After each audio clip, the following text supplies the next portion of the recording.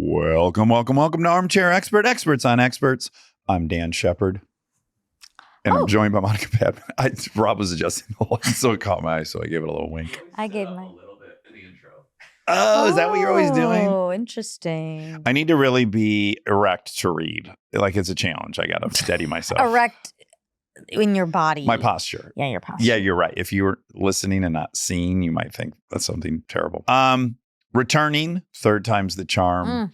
Yuval Noah Harari. He's a genius. He has such a novel, proprietary take on everything. I wonder what he would do on the cognitive test. Oh, that's a great question. We should make all our experts take the cognitive test before they come in. And then remember, it's like an hour and 40 minutes. Yeah, I know. Yeah. And then we'll know if they're really worthy.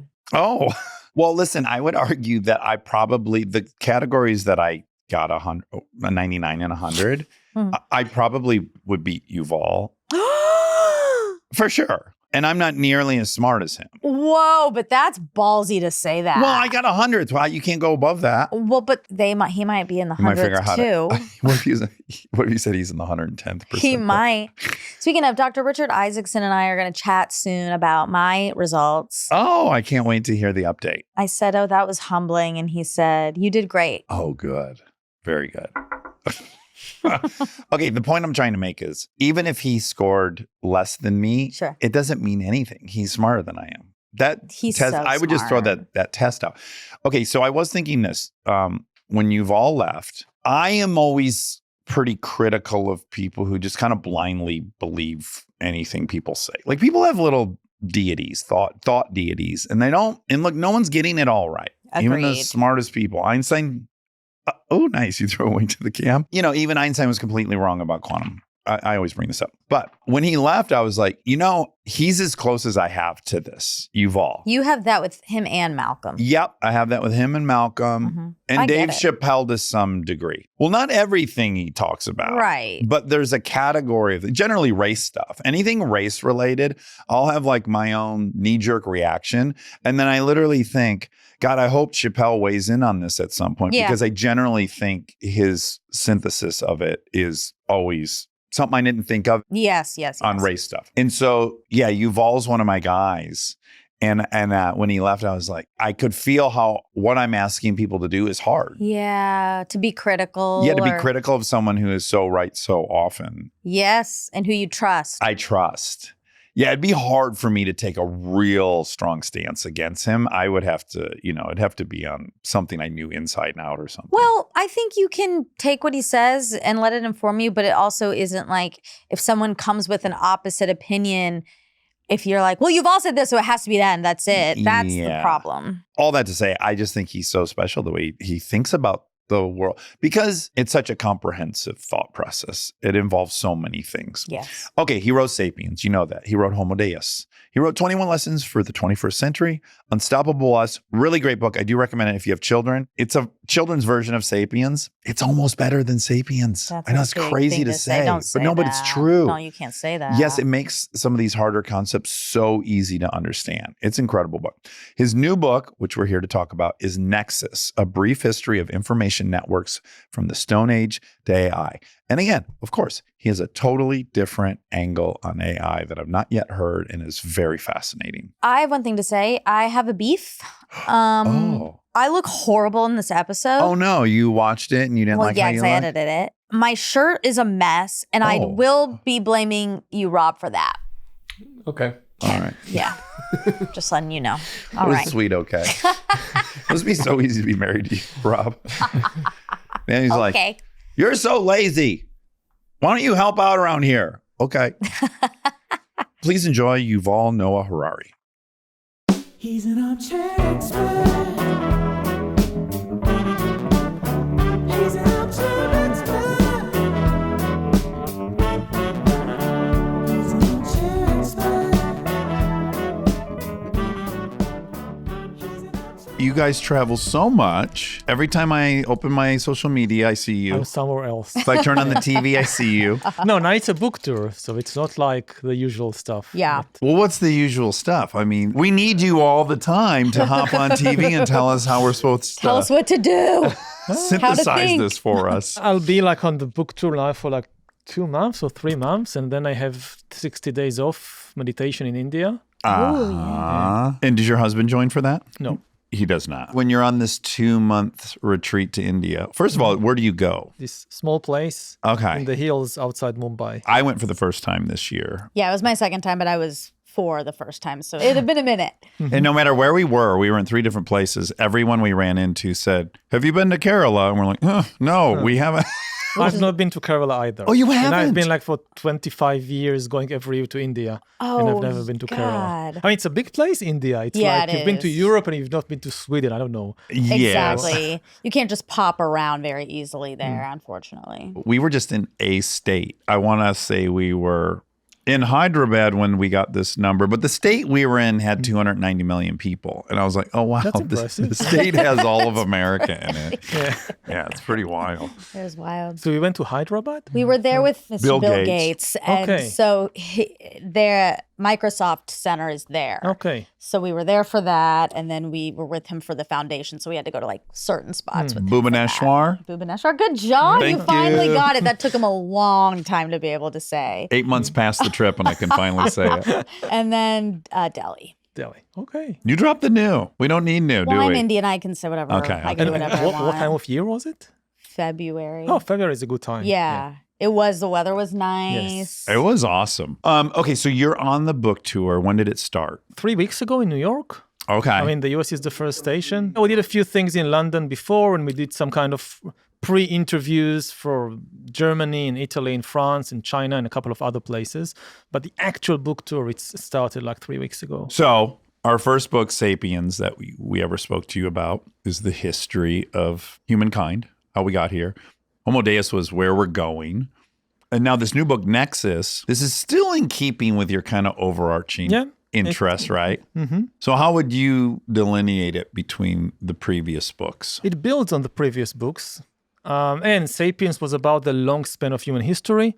Homo Deus was about the distant future, even very distant future. Nexus is about both the past and the future, but from the vantage point of information.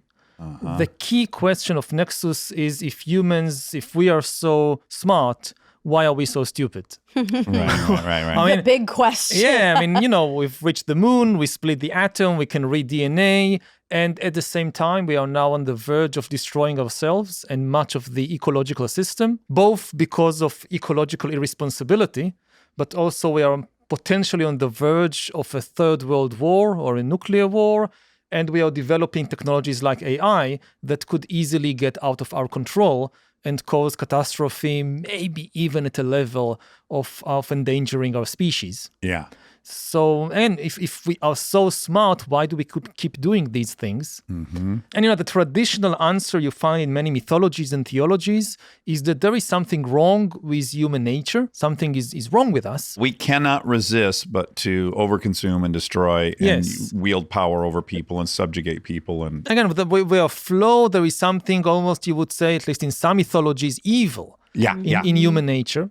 And Nexus rejects this mythological answer. I don't think that humans, or at least most humans, are inherently evil or flawed. The problem is not in our nature. The problem is in our information.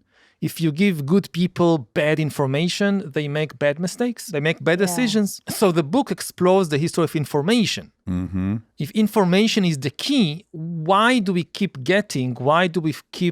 producing and feeding ourselves and other people bad information? You would have expected that over time, over centuries and millennia, our information will get better. Yeah. Well, wouldn't it be fair to say it does get better, but in concert with tons of it that's getting worse? I mean, in very specific domains, if you look again at physics or biology, yes. But overall, modern societies, no matter how advanced they are, technologically and scientifically, they are still as susceptible as Stone Age tribes to mass delusion and to the worst kind of fantasies and errors. And we don't seem to be getting better at this. If you look at the relationship between, say, scientific research, which is obviously getting better. And the other stuff, again, all the mythologies and ideologies and so forth, which don't get better, what you see is that it's the mythology in the driver's seat, not the scientists. People who are experts in nuclear physics or biology or computer science, they get their orders mostly from people who are experts in mythologies and theologies and ideologies. Mm-hmm. And this haven't changed for thousands of years. Yeah, I think it's like a mix of hopeful and terrifying, the book. Mm-hmm. And I also think, would it be fair to say the first book is really helping us all understand the power of story? I think that's the crowning achievement from my point of view of Sapiens, is people really, really being able to understand in a concrete way how everything that unites us in general is a story, and it's in our minds that it exists. The value of this piece of paper, the borders of this thing, meaning it's a state, and the people in it are a thing, they're an identity. All that was really well done, and I think it helped a lot of people understand that about us. But in this book, you're now pointing out, so you have story, but you have networks. Networks is the new exploration, I think. I think when you read this book, you'll come away kind of understanding what an information network is and how powerful it is. So when do we see what's the first example we would look at historically of like an information network and its power? But what information really does, information doesn't necessarily tell us the truth about the world. Information connects a lot of individuals into a network that can do many, many things that isolated people can't. And to give you an example, if you think, for instance, about, again, different types of information, if you think about visual information, if you think in terms of images and photographs and paintings. So what is the most common portrait in the world? Who is the most famous face in human history? The answer is Jesus. Oh, I was going to say Mona Lisa. Me too. We're so Western. I know, I'm so embarrassed. I mean, billions and billions of portraits of Jesus have been produced over the last 2,000 years. And they've been like everywhere in so many churches and cathedrals and monasteries and private houses and schools and government offices, everywhere. And the amazing thing about it, not a single one of them is true. Not a single one is authentic. 100%, not 99%. He never sat for a portrait that we know of. We don't know if anybody painted him during or sculpted him during his lifetime. Definitely we have no image from his own lifetime. And also, if you think about textual descriptions, the Bible doesn't contain a single word, not a sentence, not a single word about how Jesus looked like. Really? There is a description of his clothes one time, what he wore, not a single description of what he looked like, whether he was tall or short or fat or thin, the color of his skin, color of his hair, color of his eyes, nothing. Wow. All the portraits, like the billions of portraits, they came out of human imagination. And nevertheless, they have been extremely successful and important in connecting billions of people into a network which shares certain values and norms which can work together to build cathedrals and build hospitals and also go to wars and establish the Inquisition and things like that. Voting blocks. Yeah, so whether for good or bad, this has been one of the most powerful networks in human history. Catholicism.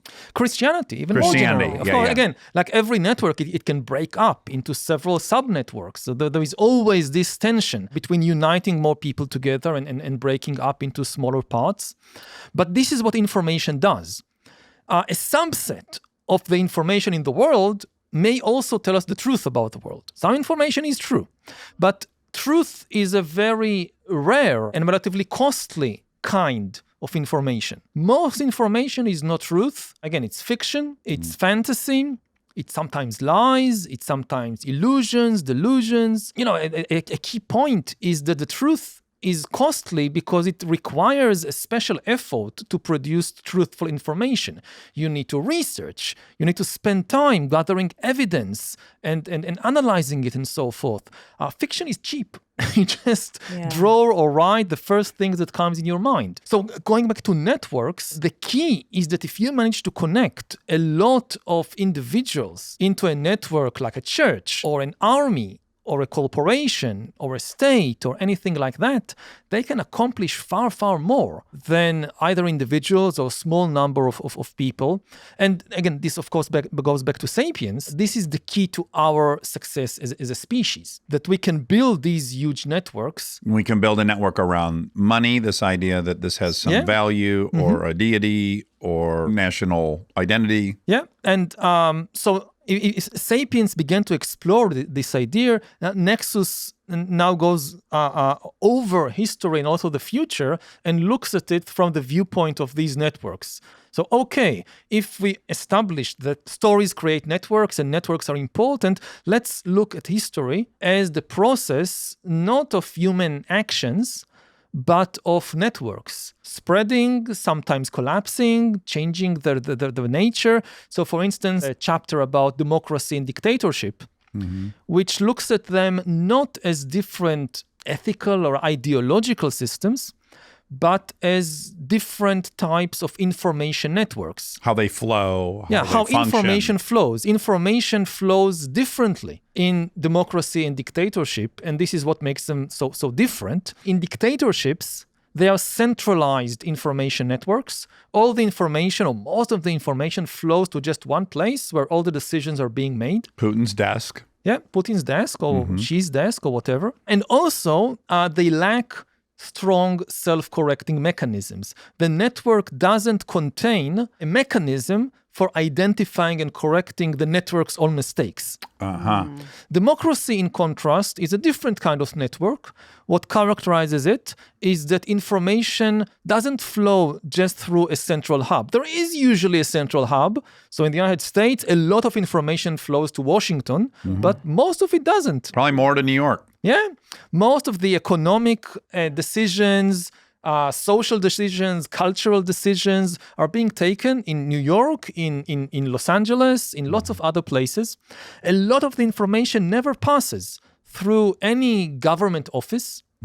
And you have strong self-correcting mechanisms. If the network makes a mistake, you don't need somebody from outside to intervene. The whole point about democracy, that you have these built-in mechanisms to identify and correct its own mistakes. Would you say like the nature of decentralized democracy is that you're living in peer review in essence? Because there's no bottleneck or dissemination, because it's flowing in all directions. People are taking it in, passing it on, they're editing or they're calling out. Like, what is the mechanism that is helping the self-correction? There are several, and it's important that there are several, because if you have only one, it can easily malfunction. So the most obvious one in a democracy is elections. Every few years, the people can say, oh, we made a mistake, let's try something else. Right. Which you can't do in Russia. Which you can't do in North Korea. In a place like Russia, you have to wait for somebody to die. And even then, it's not like really the people who will make the decision of who replaces them. So in democracy, you have this mechanism that every couple of years, people can say, we made a mistake, let's try something else. Of course, the problem, if you have only this, is that it can easily be rigged. I mean, the weakness of democracy since ancient times is that you basically give enormous power to one person or one party on condition that they give it back after 4 years. And what happens if they don't? I mean, they have all this power in their hands. What happens if they use all this power to stay in power, to rig the elections? And we've seen it many times. In Russia, they have elections every 4 years. And presumably in the 1990s, when Putin first rose to power, the elections were relatively fair and free. Then he used his power to dismantle and to rig the elections. And you saw the same thing in Venezuela. Chavez originally came to power, as far as we know, in free and fair elections. But then Chavez and his successor Maduro, they used the power to destroy the democratic system and then stay in power. Yeah, Yeah. they just I mean- had an election in quotes, and it's a disaster. Like, Yeah, I mean, Maduro lost big time, Yes. but because he appoints all the election officials and all the Exactly. judges and everything, so he says, no, I won. Yeah. And This just in. I won. yeah. yeah. So if you only have elections, this is not enough. Right. You need an entire system. This is the famous checks and balances. And these checks and balances, like independent courts and free media and fourth estate, constitution yeah. and federal system, these are all basically if you think about it in terms of information, these are the self-correcting mechanisms. Media is a big aspect of that, right? The news. Yeah, because you need to know what is the reality. The elections rigged. We also have this other body that's trusted, an institution that can point out this, and we're liable to believe that. Yes. And of course, all these institutions can be dismantled, can be undermined. This is why you need a couple of them, so they kind of support and supervise each other. It's not perfect. Ultimately, you can destroy all of them. Yeah. But, nothing is perfect. So what you say in the book, which is interesting, is so the Bible, to go back to the image of Jesus, it's interesting. I have no image of Muhammad in my mind, and I have no image of Yahweh in my mind. Because it's forbidden. It's forbidden, maybe to the detriment of the organization, ultimately, or not. It's a different way to do it. Yeah. If you look at the three main Old Testament religions and look at their success rate as they spread, you think of them as companies that tried different branding strategies. Yeah. It's interesting. We've all seen the logo of Christianity. Yeah, but Judaism's doing like the row. Like they're very exclusive. they don't want new members. Judaism it's not a missionary religion. Exactly. I mean, it's in a different game. Yeah. Islam and Christianity, they are both missionary. Yes. Yes. And they, at different times in history, for much of history, Islam was much more successful Right. Yeah. than Christianity. In the last 500 years, Christianity became, but still, you have 1.5 billion Muslims. Yeah. But talk about the Bible in reference to Christianity and the information network. Like, how does the Bible fall into that? You point out in the book that this thing, the Bible, has no self-correction. No. And that's part of its gift as well. It's like we want correction and we want to find truth. But here's this thing that's now 2,000 years old, or varying parts of it are old and unchanging and highly successful. So that's just curious. And how does that come about? Well, if you look back in the history of religions were not based on texts, on books, partly because there was no writing and no written documents at all. The problem in any network is how to agree on the basic rules, on the basic laws of the network. And the solution suggested by religion is you rely on a superhuman authority. It's coming from outside, it's coming from above. But then the next problem immediately appears. I mean, every time you have a solution, you have a new problem. So whenever you say, okay, the solution to the problem of how we'll decide the rules, they will come from the gods, how do you know what the gods really want, what they really say?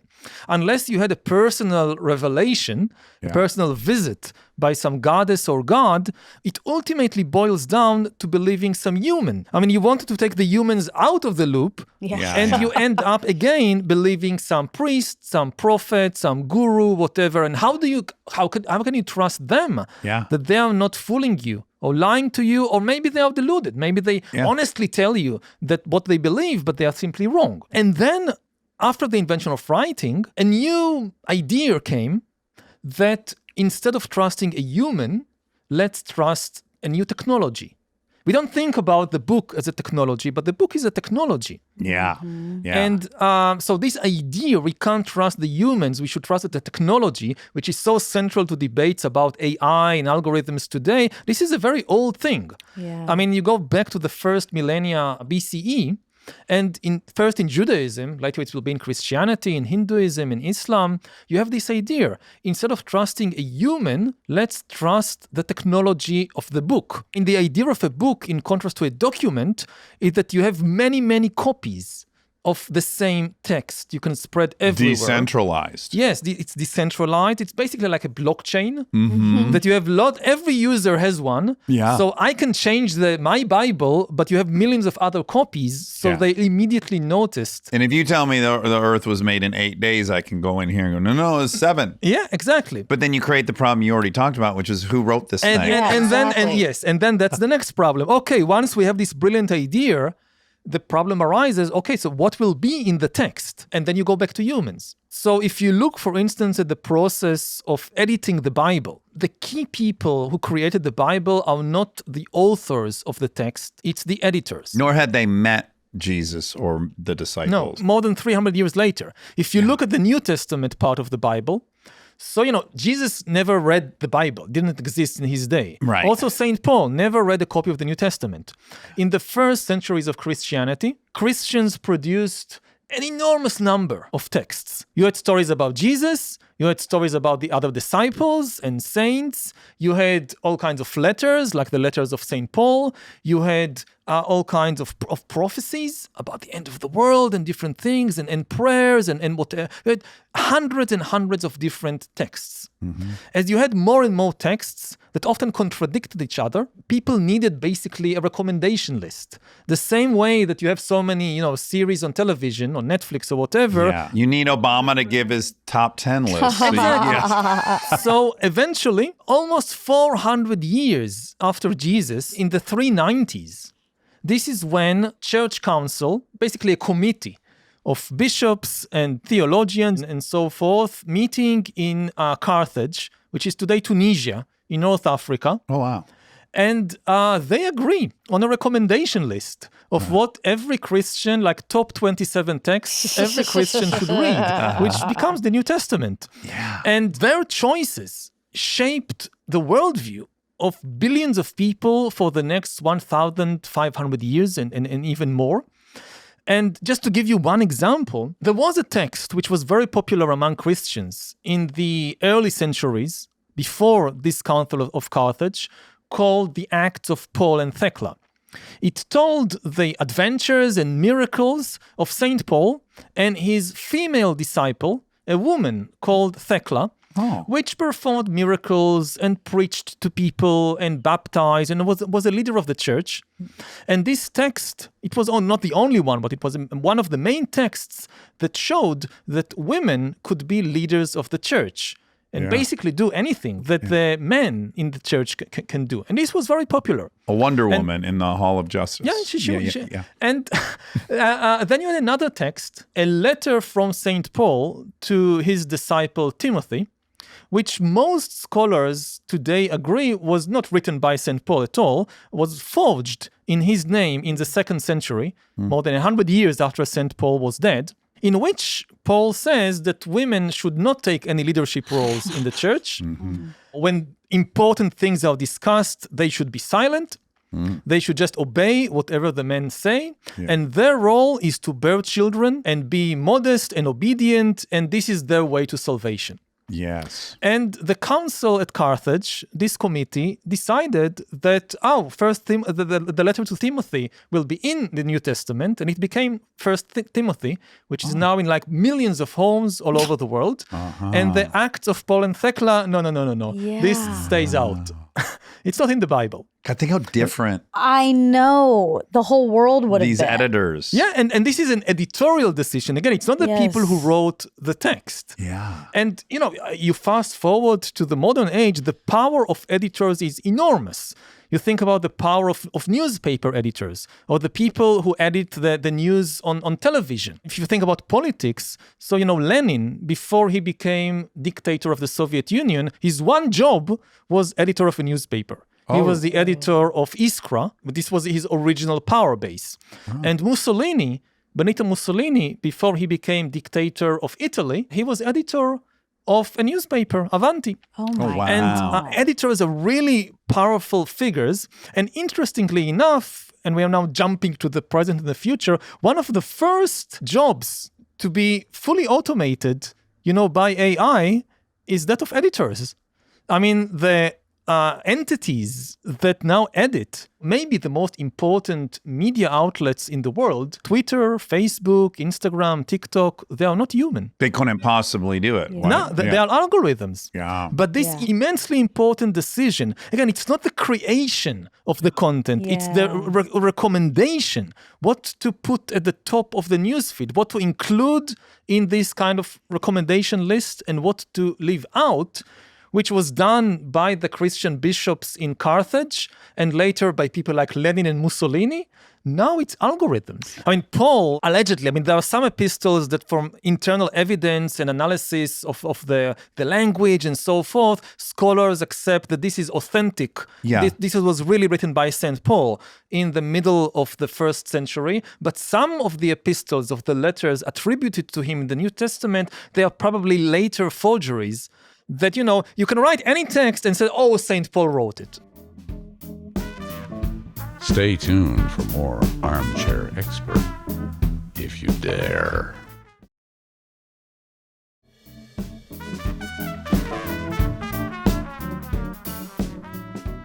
What was interesting about learning about St. Paul was I had to ask myself, is Jesus's message so powerful and everlasting and interesting and strong? Or is it Paul's interpretation? Yeah. Who has the magic ingredient that has spanned 2,000 years? And now when you say this, it's like, well, shit, it might not have been Jesus and it might not have been Paul. It might have been the editors who are, it's like, how do you even figure out what is that quintessential ingredient that made this thing so sticky and powerful? And this, I think, is a good place to bring in bureaucracy. Okay, great. Because, again, one of the main themes that are explored in Nexus is this tension between mythology and bureaucracy, which mythology focuses usually on a few heroes that do everything. Yeah, just to the Jesus one, I'm like, well, Jesus is the star of this whole thing. Yeah, he's the star. Maybe not, I don't know. And bureaucracy is, these very complex institutions of hundreds and thousands and sometimes tens of thousands of people that usually you don't remember them, you don't think about them, but they really shape the world. And if you look certainly the world of today, our life, sometimes for better, sometimes for worse, are shaped by bureaucracies far, far more than by any kind of individual charismatic heroes. Part of the problem with understanding the world is that evolutionarily, we are kind of programmed to focus on the heroes. Yeah. It's very difficult for us to understand bureaucracies. They're boring. Yeah. Now, our brains are really not built to grasp how bureaucracies function. Mm-hmm. For thousands of years, autists have a very important role in life.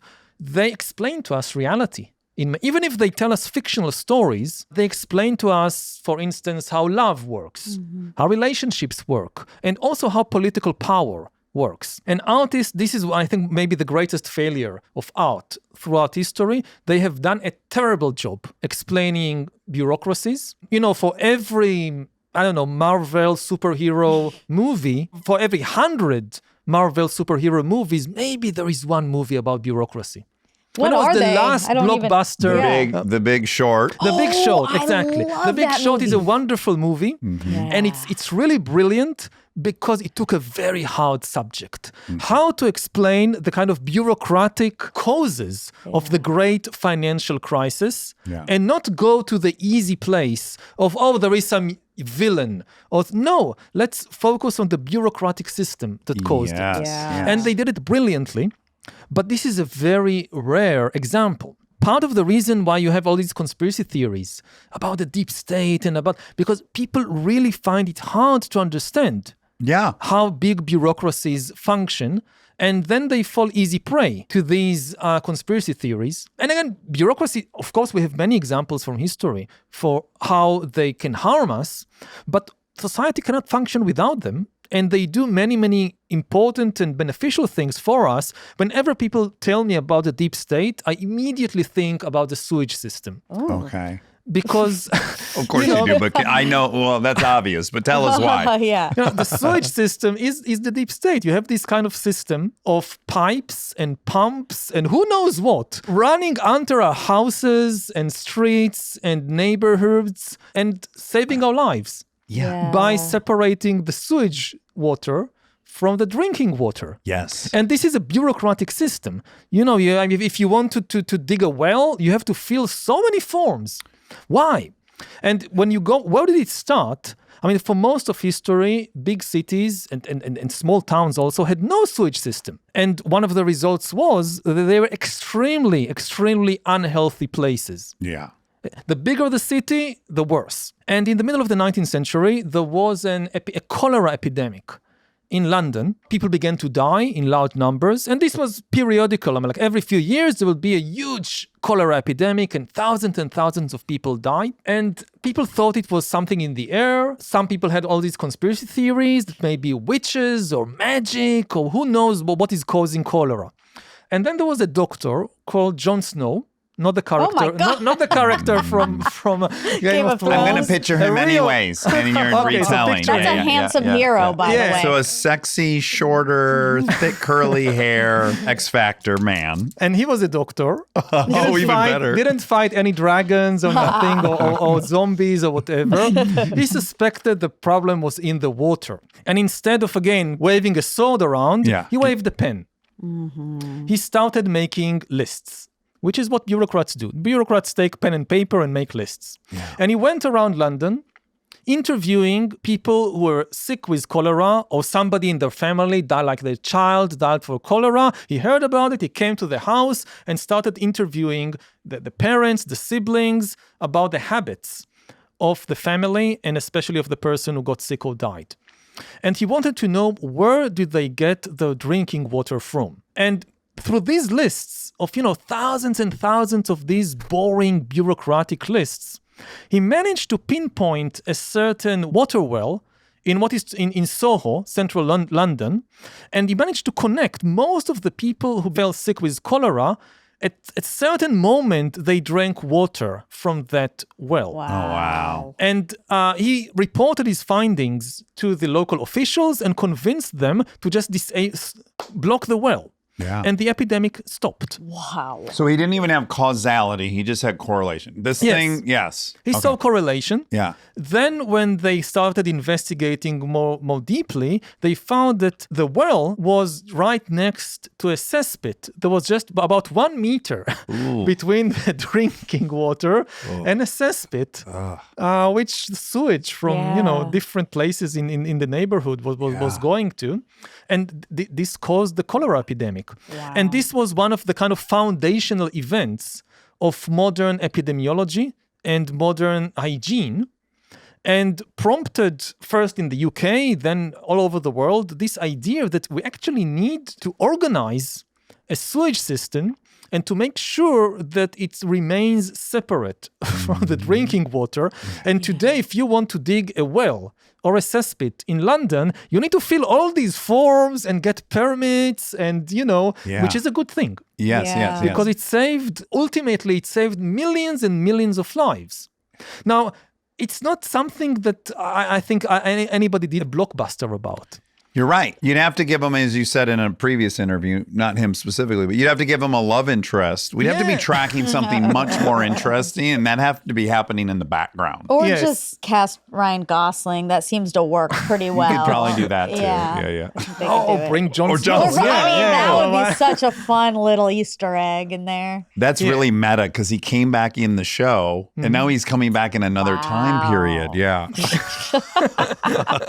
Yeah, you say like bureaucracies are all around us and they affect us so much. If you're applying for a loan, that's a bureaucracy. If you're applying to a college, that's your whole life. That's a bureaucracy. Bureaucrats are experts for the flow of information.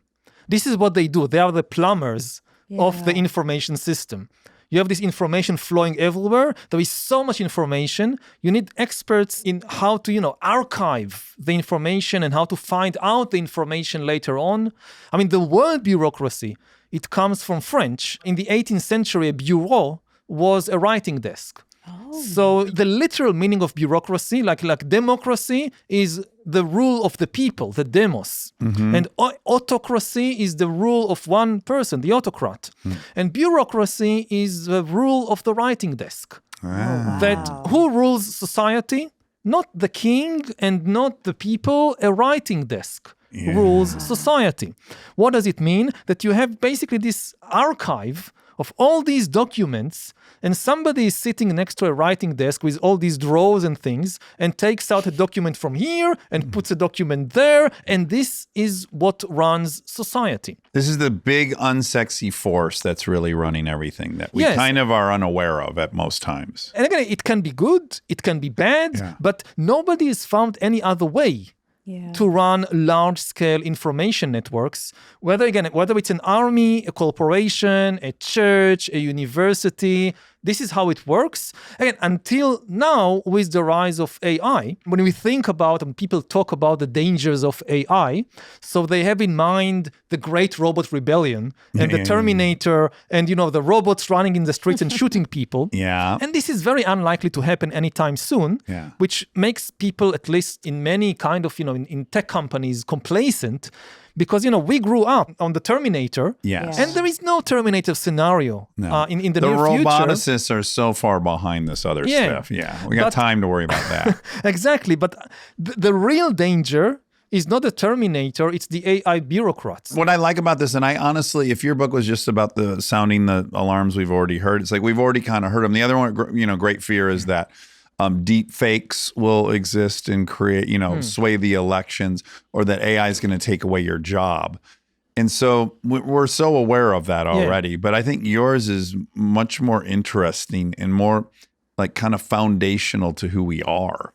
I mean, when you look at where AI is really starting already in the last few years to have a huge impact on our lives, it's not the killer robots, and it's not even the fake videos. It's the bureaucrats. Because they're handling administration, which nobody wants to do, right? I mean, we're giving the job... Even if many people want to do them, the AIs just do it better. Yeah, and more efficiently. And, it's in the bank, where increasingly you apply to a loan, it's increasingly an algorithm that decides whether you get the loan or not. You apply to a job, to a place in university, it's increasingly the AI making the decisions. And as I mentioned before, maybe the first really crucial job which was automated was editors. And this we saw with the kind of social media disaster over the last 10 years or so. That, 15 years ago, we had this promise that social media will spread the truth and dictatorships will fall, freedom and democracy will flourish. Fast forward to the mid-2020s, and we see that democracies all over the world are in very, very deep crisis. The democratic conversation is breaking down. Democracy is basically a conversation. In a dictatorship, one person dictates everything. Democracy is a group of people talking to each other, trying to reach a decision together. And what you see all over the world today is that people can't talk to each other anymore. Certainly, they can't listen anymore. Yeah, they can talk just fine. They can talk, but nobody listens. And in every country, you have the special explanations of that country. Like in the US, why can't Republicans and Democrats agree on anything, basically? So you have all these special explanations of US history and society.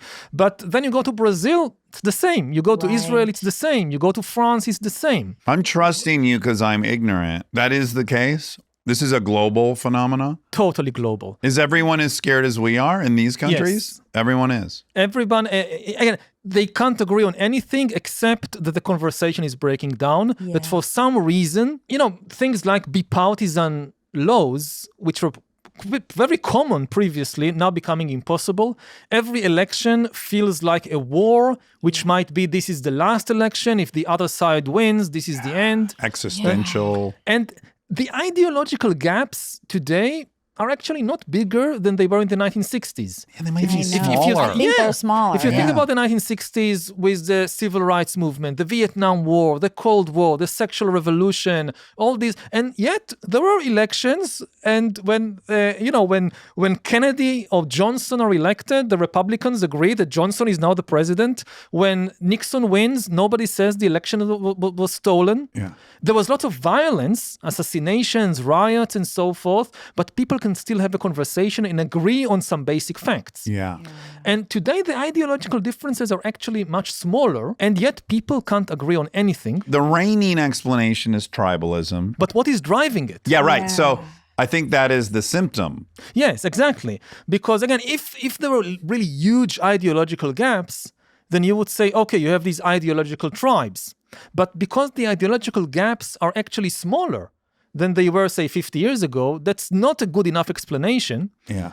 And especially when you see it all over the world. And the best explanation that I'm familiar with, it's the information technology. That, again, democracy is built on top of information technology. Information is not something on the side, like a side dish. Yeah. It's the foundation. It's defined by the fact that it's flowing in every direction. Yeah. Yes. It's a conversation. Yeah. So for most of history, large-scale democracy was simply impossible because the necessary information technology was lacking. Right. You didn't have like a newspaper or To disseminate all the information. Exactly. Like in the ancient world, we know of democracy in many places, but only on small scale. Yeah. If you think about the most famous example, ancient Athens, ancient Rome, they are city-states.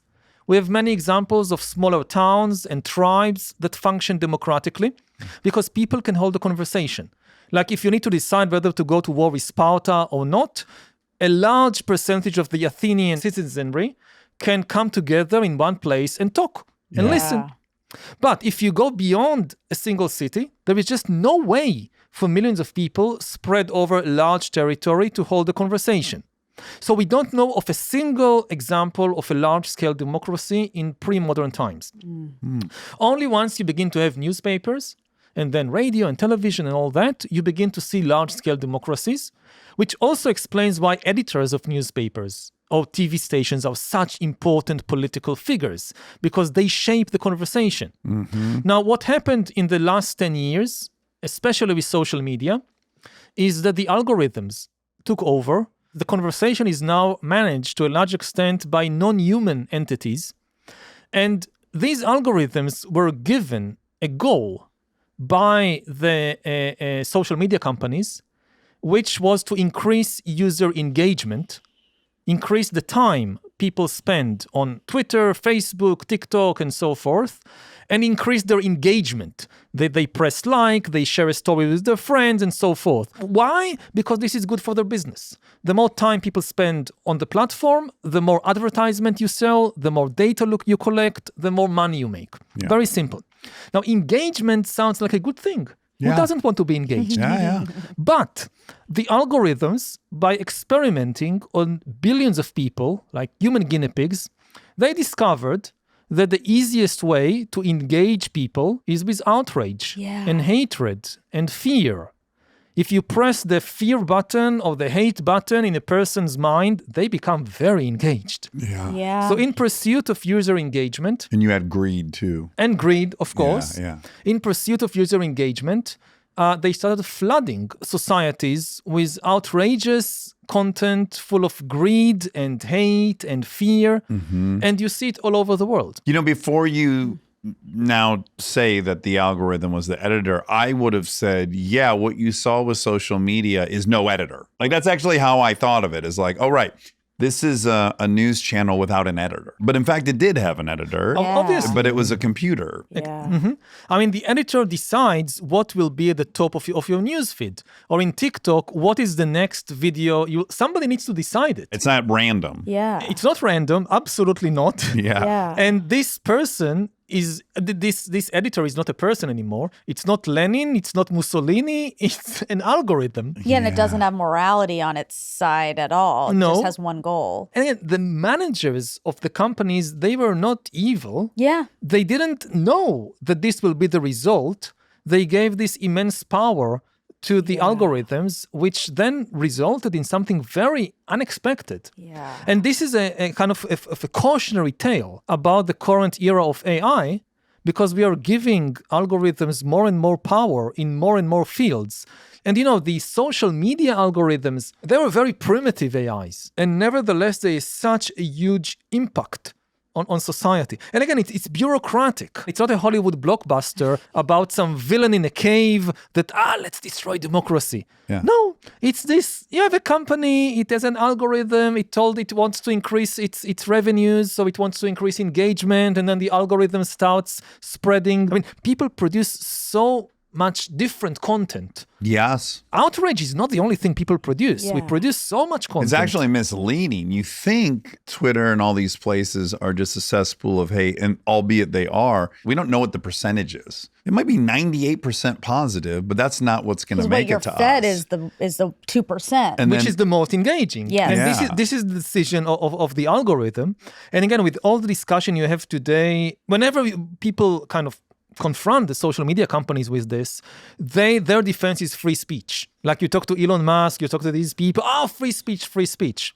But the key point is that we don't need to censor human expression. We need more responsible algorithms. I mean, the companies, I agree with Elon Musk and others that it's not the job of companies to censor human expression, except in extreme cases. Sure.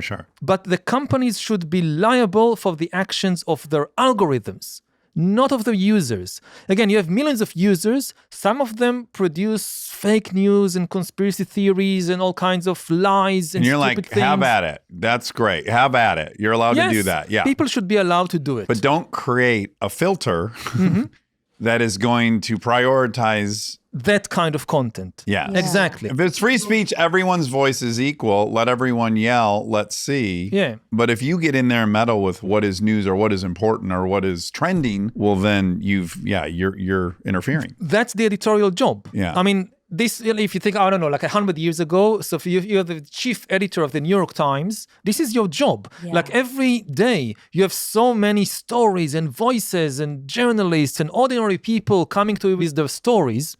And you make a decision, okay, this will be the main headline on the front page. Yeah. You didn't write the story. Your power as editor is to say, this will be the main story on the front page.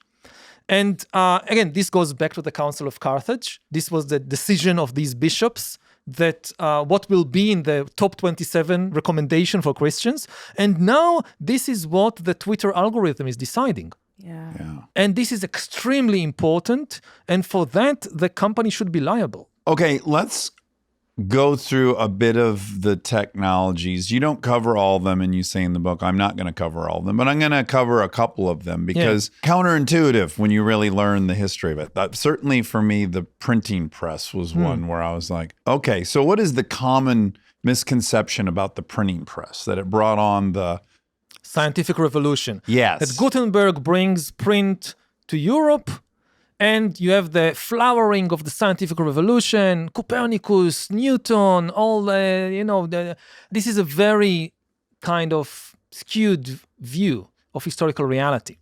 Because actually you have almost 200 years from the print revolution in Europe until you really see the flowering of the scientific revolution in Europe with people like Newton in the 17th century. Mm-hmm. I mean, Newton is mid to late 17th century. Gutenberg is the mid 15th century. During those 200 years, you have the worst wars of religion in European history. You have the worst witch hunts in European history, which was also fueled to a large extent by print. Because it's the same like with the story of social media. Print simply makes it easier to spread information, but it makes it easier to spread conspiracy theories and fake news and illusions and lies just as much as facts. Yeah. Nobody was reading about the heliocentric theory when the printing press came out. No, No I one mean- was reading anything by these scientists. Very, very little. Yeah. The big bestsellers of 15th and 16th century Europe, it was not the scientific tracts of people like Copernicus. It was witch hunting manuals. The Hammer of the Witches The Hammer was of the like Witches, like- Titanic. It was huge. I mean, one interesting thing to know about witch hunting, there was very little witch hunting in medieval Europe.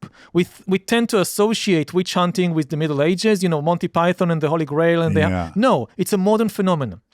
Medieval Europeans did not care very much about witches. Yeah, they thought maybe some old woman in the village, she knows how to make some love potions. And if your cow is missing, she can use magic to find the missing cow. But this was basically it. Yeah. And then in the 15th century, very few people came up with the conspiracy theory that actually there is a worldwide conspiracy of witches led by Satan that aims to destroy humankind, and they have agents, local witches in every town and every village. And at first, very few people bought into this conspiracy theory. Very few people even heard about it. Then you had this one person called Heinrich Kleinel, who was a really mad individual. He was really mentally unhinged. And he was a churchman, but a relatively junior one. And he, on his own initiative, began, because he believed in this conspiracy theory, he began a witch hunt in what is today Austria, in the Alps. And he arrested people, mostly women. He had sexual obsessions about women. And he thought that the witches are mostly women, which was not the case in the Middle Ages. But he was stopped by the church authorities, which thought that this man is completely crazy. And they released the suspects and kicked him out of the area. And he took revenge through the printing press. Oh my. He wrote a book with all his kind of mad fantasies about the global conspiracy of witches, which became one of the biggest bestsellers in early modern Europe and shaped how people view witches to this very day. Yeah. I mean, one of his key messages that they were mostly women, that it was driven by sex. There's also baby sacrifices. Baby so primal sacrifices to it, every now and then you have thousands of witches gathering together to eat children and engage in orgies and things like that. Cannibalistic orgies. People just couldn't get it. Yeah.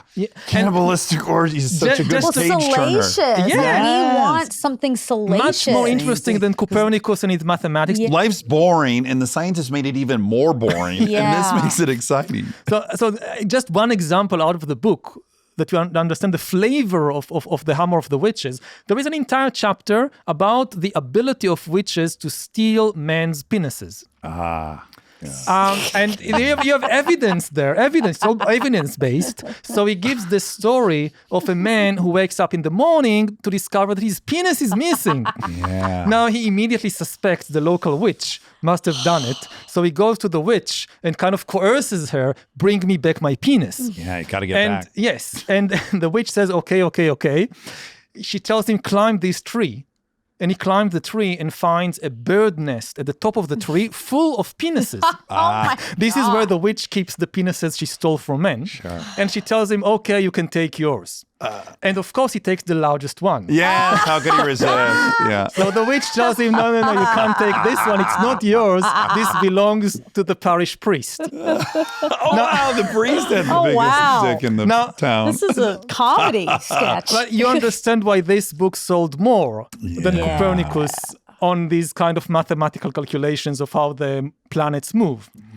And this sounds funny, but it led to huge tragedies. Tens of thousands of people, mostly women, were accused of witchcraft and executed in the most horrendous ways. I just got to add, but you're probably not well versed enough in American culture. Do you know who Lorena Bobbitt is? Because this witch is the original Lorena Bobbitt. Yeah, I guess she's Famously, the real she cut her husband's penis off. This was in the 90s. Okay. Yeah, he was And then she cheating on took her. it with her in the car and threw it out the window in a construction site. And they had to recover the penis from the construction site. And all of America, again, they had our entire attention. Of course. In the same way that likely this story did. You think that sounds preposterous? Rewind to when we had Lorena Bobbitt and it was on the cover of every single... That was real. That was real, but still, that was as good of proof as you got. And I wanted to ask, do you think your brain plays a trick in you, especially back then?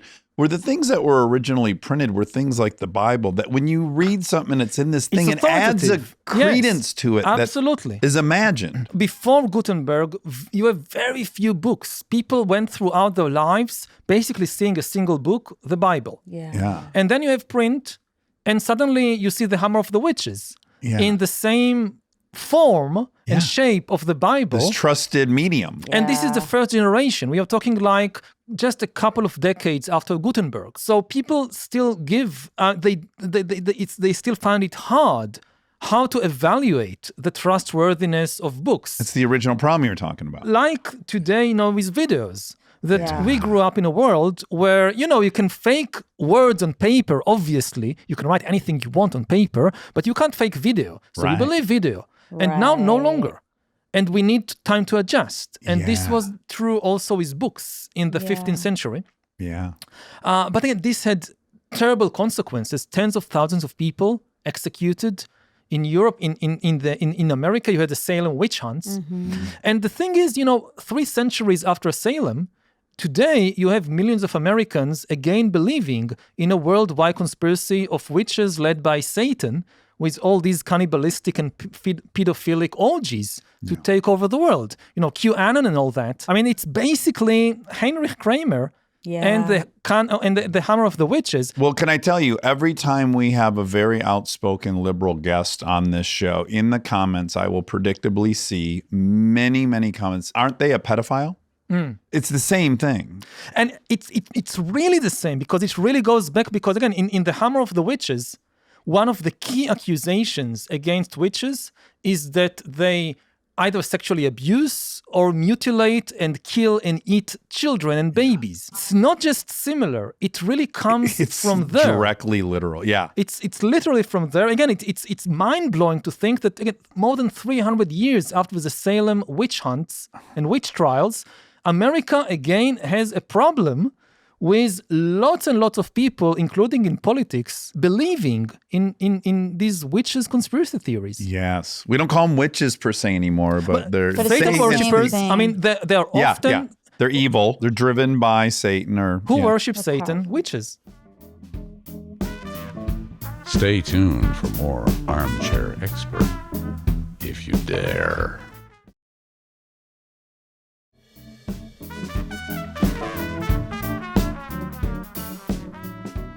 And again, in a way, even if you think about this story about the witches stealing penises, not literally, but there are many people who now believe in a global conspiracy of women to steal men's penises, at least metaphorically. Right, exactly. Yes. Well, stories that work, they tend to work forever. Yeah, right? that's the power of mythology. Despite all the facts and truth since then, like, it's still so sticky. Well, that's a great time for you. My favorite thing you were saying at the beginning of your Daily Show interview, and again, this is very self-serving, but I'm constantly trying to talk people out of watching the news nonstop and reading all this stuff nonstop. And their defense is always the same. Well, my responsibility is to stay informed. They feel like there's a civic duty to stay informed. And please just tell us about the difference between information and truth, and how much information we're getting, and what impact that is having on us really understanding the truth. 2 important things. I mean, first of all, information isn't truth. Most information, as we said in the beginning, it's junk. Yeah. It's Yeah. fiction and delusion and lies. And there are 3 reasons for it. First of all, the truth is costly, whereas fiction is cheap. You want to produce a truthful account of whatever, of an economic crisis, of history, of whatever it is. You need to invest time, money, effort in doing research, analyzing. If you just write the first thing that comes to your mind, it's cheap. Secondly, the truth tends to be complicated because reality is complicated. Yes. Fiction can be as simple as you would like it to be. Yeah. Jon Snow wanted to investigate what causes cholera. It not only had to invest a lot of time and effort, but the actual process, there is these tiny microbes in the cesspool, and they get into the drinking water, and then they get into your body, and they do very complicated to understand the pandemic. Yeah. If you just believe, it's witches that are casting a black magic on us, that's very simple. Very simple. Most people prefer simple stories. And the last thing, the truth tends to be painful sometimes. Not always, but often the truth about us personally or collectively is unattractive. Whereas fiction can be as attractive as you would like it to be. The truth also regularly requires a ton of effort to fix, whereas these very simple explanations generally have a very simple solution. If you think America's fucked, get rid of the liberals. Done. If you think America's fucked, get rid of the conservatives. Done. Not thinking about multi-generational wealth disparities and the quadrillion things that add up to our social dilemmas. Yes. They're so complicated. They need like a 400-prong approach to solve. versus they're bad, they're perpetuating it, get rid of them, it's all solved. It's just very appealing. Yeah, again, that's the attractiveness of conspiracy theories, that they have a very simple explanation to lots of bad things that happen, and also potentially a very simple solution. If you have just one group of people who are causing all the problem, get rid of them. Problem solved. Jews in 30s Germany. Whatever. Or get rid of the women, they're witches. Which to me is just so hilarious because I don't know the percentage, we'll find it in the fact check, but the percentage of pedophiles I would guess is mostly men. Yeah. So the fact that it got like put on women and then continues to be this like story we tell despite so much factual evidence that it's not true is so bonkers. It's crazy. Powerful stories are sticky. Yeah. No matter how much evidence you bring against them, they come back. Yes. Again and again. So going back to your original question, so just more information is not necessarily good for you because most information is not truth. You need to make more effort than just consuming more information. Our go-to answer has been more information will solve everything. No. We've been living in that paradigm for quite a long time. And this is simply mistaken because fiction is cheaper, simpler, more attractive than the truth. If you simply flood society with more and more information, the truth will not float to the surface, it will sink to the bottom. What you need if you want the truth, again, it's boring, it's a boring answer, you need institutions. I mean, you need institutions to do the hard work of sifting through this flood of information and getting the nuggets of truth out of it. If you think about the print revolution, the way it eventually contributed to the scientific revolution was only after people began forming scientific institutions, like scientific publications and associations that did the hard job of investigating the evidence and questioning the different models and theories, and then recommending to people, don't read Hammer of the Witches, even though it's very attractive and you can find a copy in every place. Instead, read Copernicus, even though it's very complicated and boring, because this is the truth. Yes. And this is the role of, again, scientific publications and responsible newspapers and institutions in general. Academia, government in cases. Depends. Again, any institution can be corrupted. Right. This is why it's never a good idea to trust just one. You need several that balance each other. But the way from information to truth is complicated and it passes through institutions. The other important point to make is that information is basically like the food of the mind. And the same way that we know that more food is not always good for the body, so more information is not always good for the mind. If you think about physical food for the body, so a century ago, food was scarce. People ate whatever they could find, and with the particularly things with lots of fat and sugar, because this had a lot of energy. And it made sense back then. But now in many countries, there is an overabundance of food, and you have all these industrial foodstuffs, junk food, which is artificially pumped full of fat and sugar and salt. It's very addictive, but people have learned this is actually bad for me. It's also cheap, like your information source. Yeah. And they learned this is actually bad for me. I need a diet. I need to limit the amounts of food I consume and to be quite careful about which food I put into my mouth. And the same with information. Information was also previously scarce, so people would consume any book they could find. Now information is overabundant, and much of it is junk information, which is, again, artificially pumped full of greed and hate and fear. And this makes our minds sick and makes our societies sick. And we need an information diet, which means that actually limit the amount of information. More information isn't always good for us. And to be mindful about which kind of information we consume, and also actually devote more time to digestion than just putting more in. You know, with food, it's obvious. If you just eat all the time and you don't give your stomach time to digest, not a good idea. Same with your mind. If we just, sit for hours, just putting more in, we don't give the mind any time to digest. So we need sometimes, of information fasts that we don't consume any new information. We just kind of digest.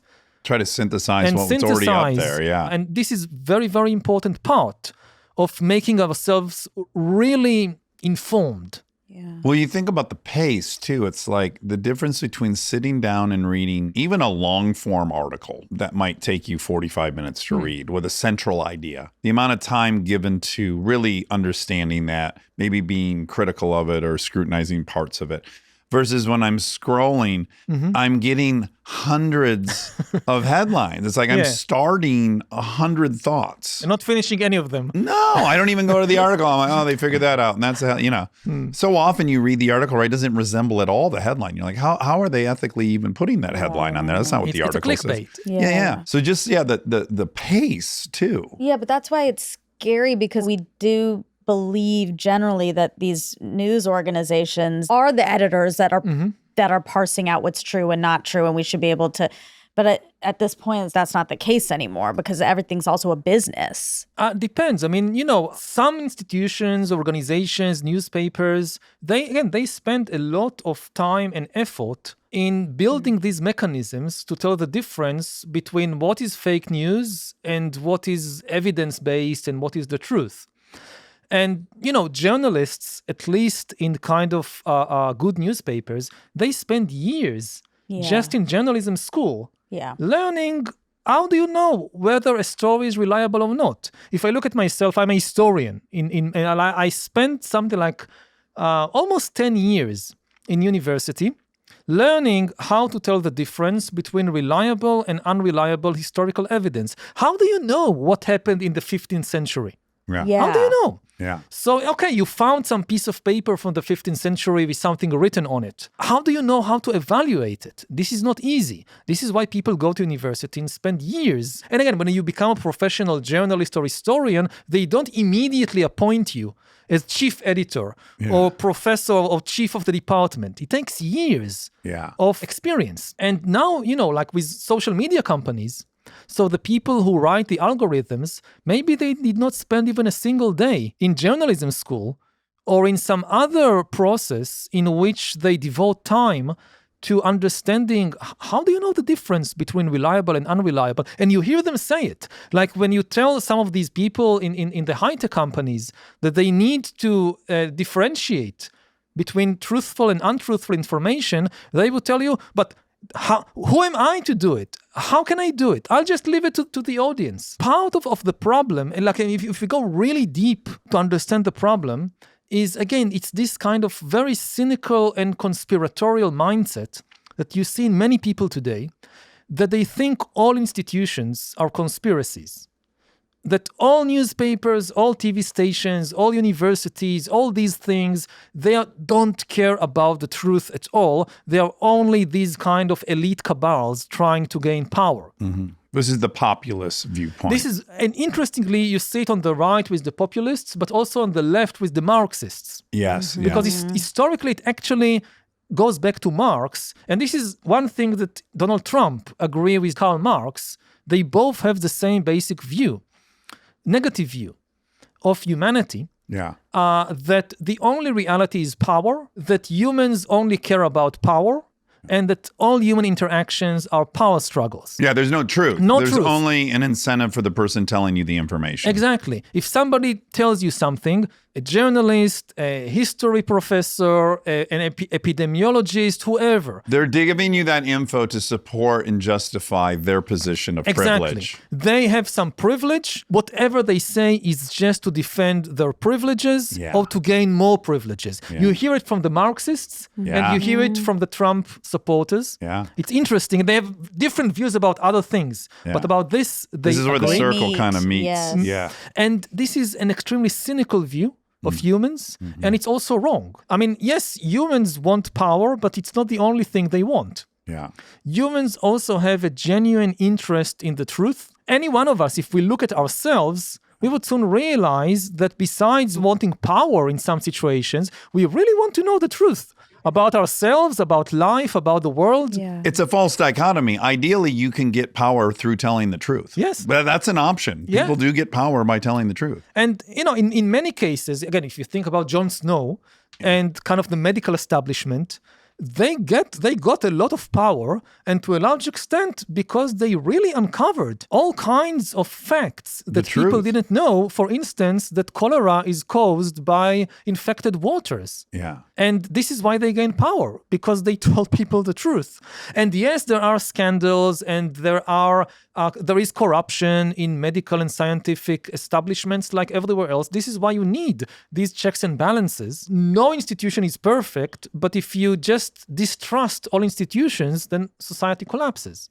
Yeah, and you say a lot of these people are operating under this completely erroneous belief that they will find the truth themselves. Which is impossible. It's not possible. I think we need to put a fine point on that. Science is a team sport, and not a team of 10 people, but, of millions of people. Yeah. And I look again at my own research. So how do I know anything about witches in the 15th century?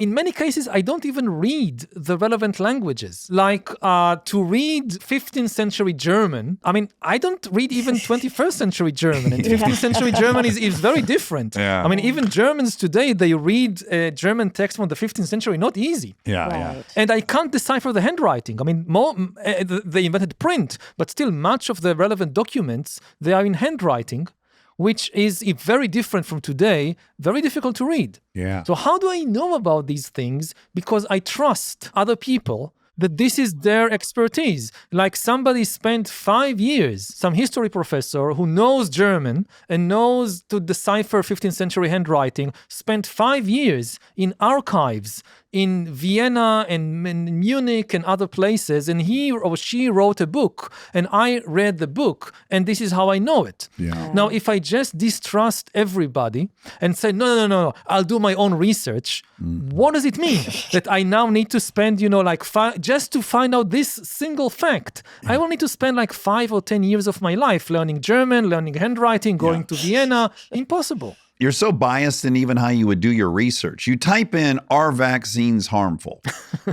Again, there's all the information that could possibly exist is out there.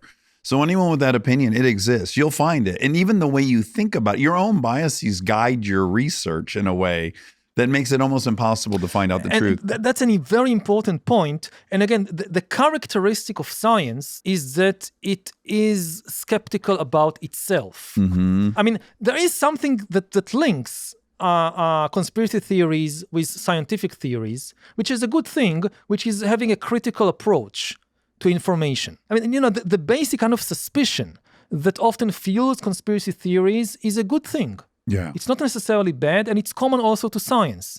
Mm-hmm. But in science, what characterizes it, it is also directed at myself and at my own models and theories. Yeah. And there's a method by which you test. Exactly. And, in science, basically, you need to look at the incentive structure. If you compare, say, science and religious institutions, so in a religious institution like the church, in order to advance up the ranks, you don't need skepticism. You need conformity. Yeah. If you're a priest and you agree with everything the bishops and the archbishops and the people before you said, you can advance to become bishop and archbishop and eventually pope. Yeah. You don't need to criticize anything or come up with anything new. You need conformity.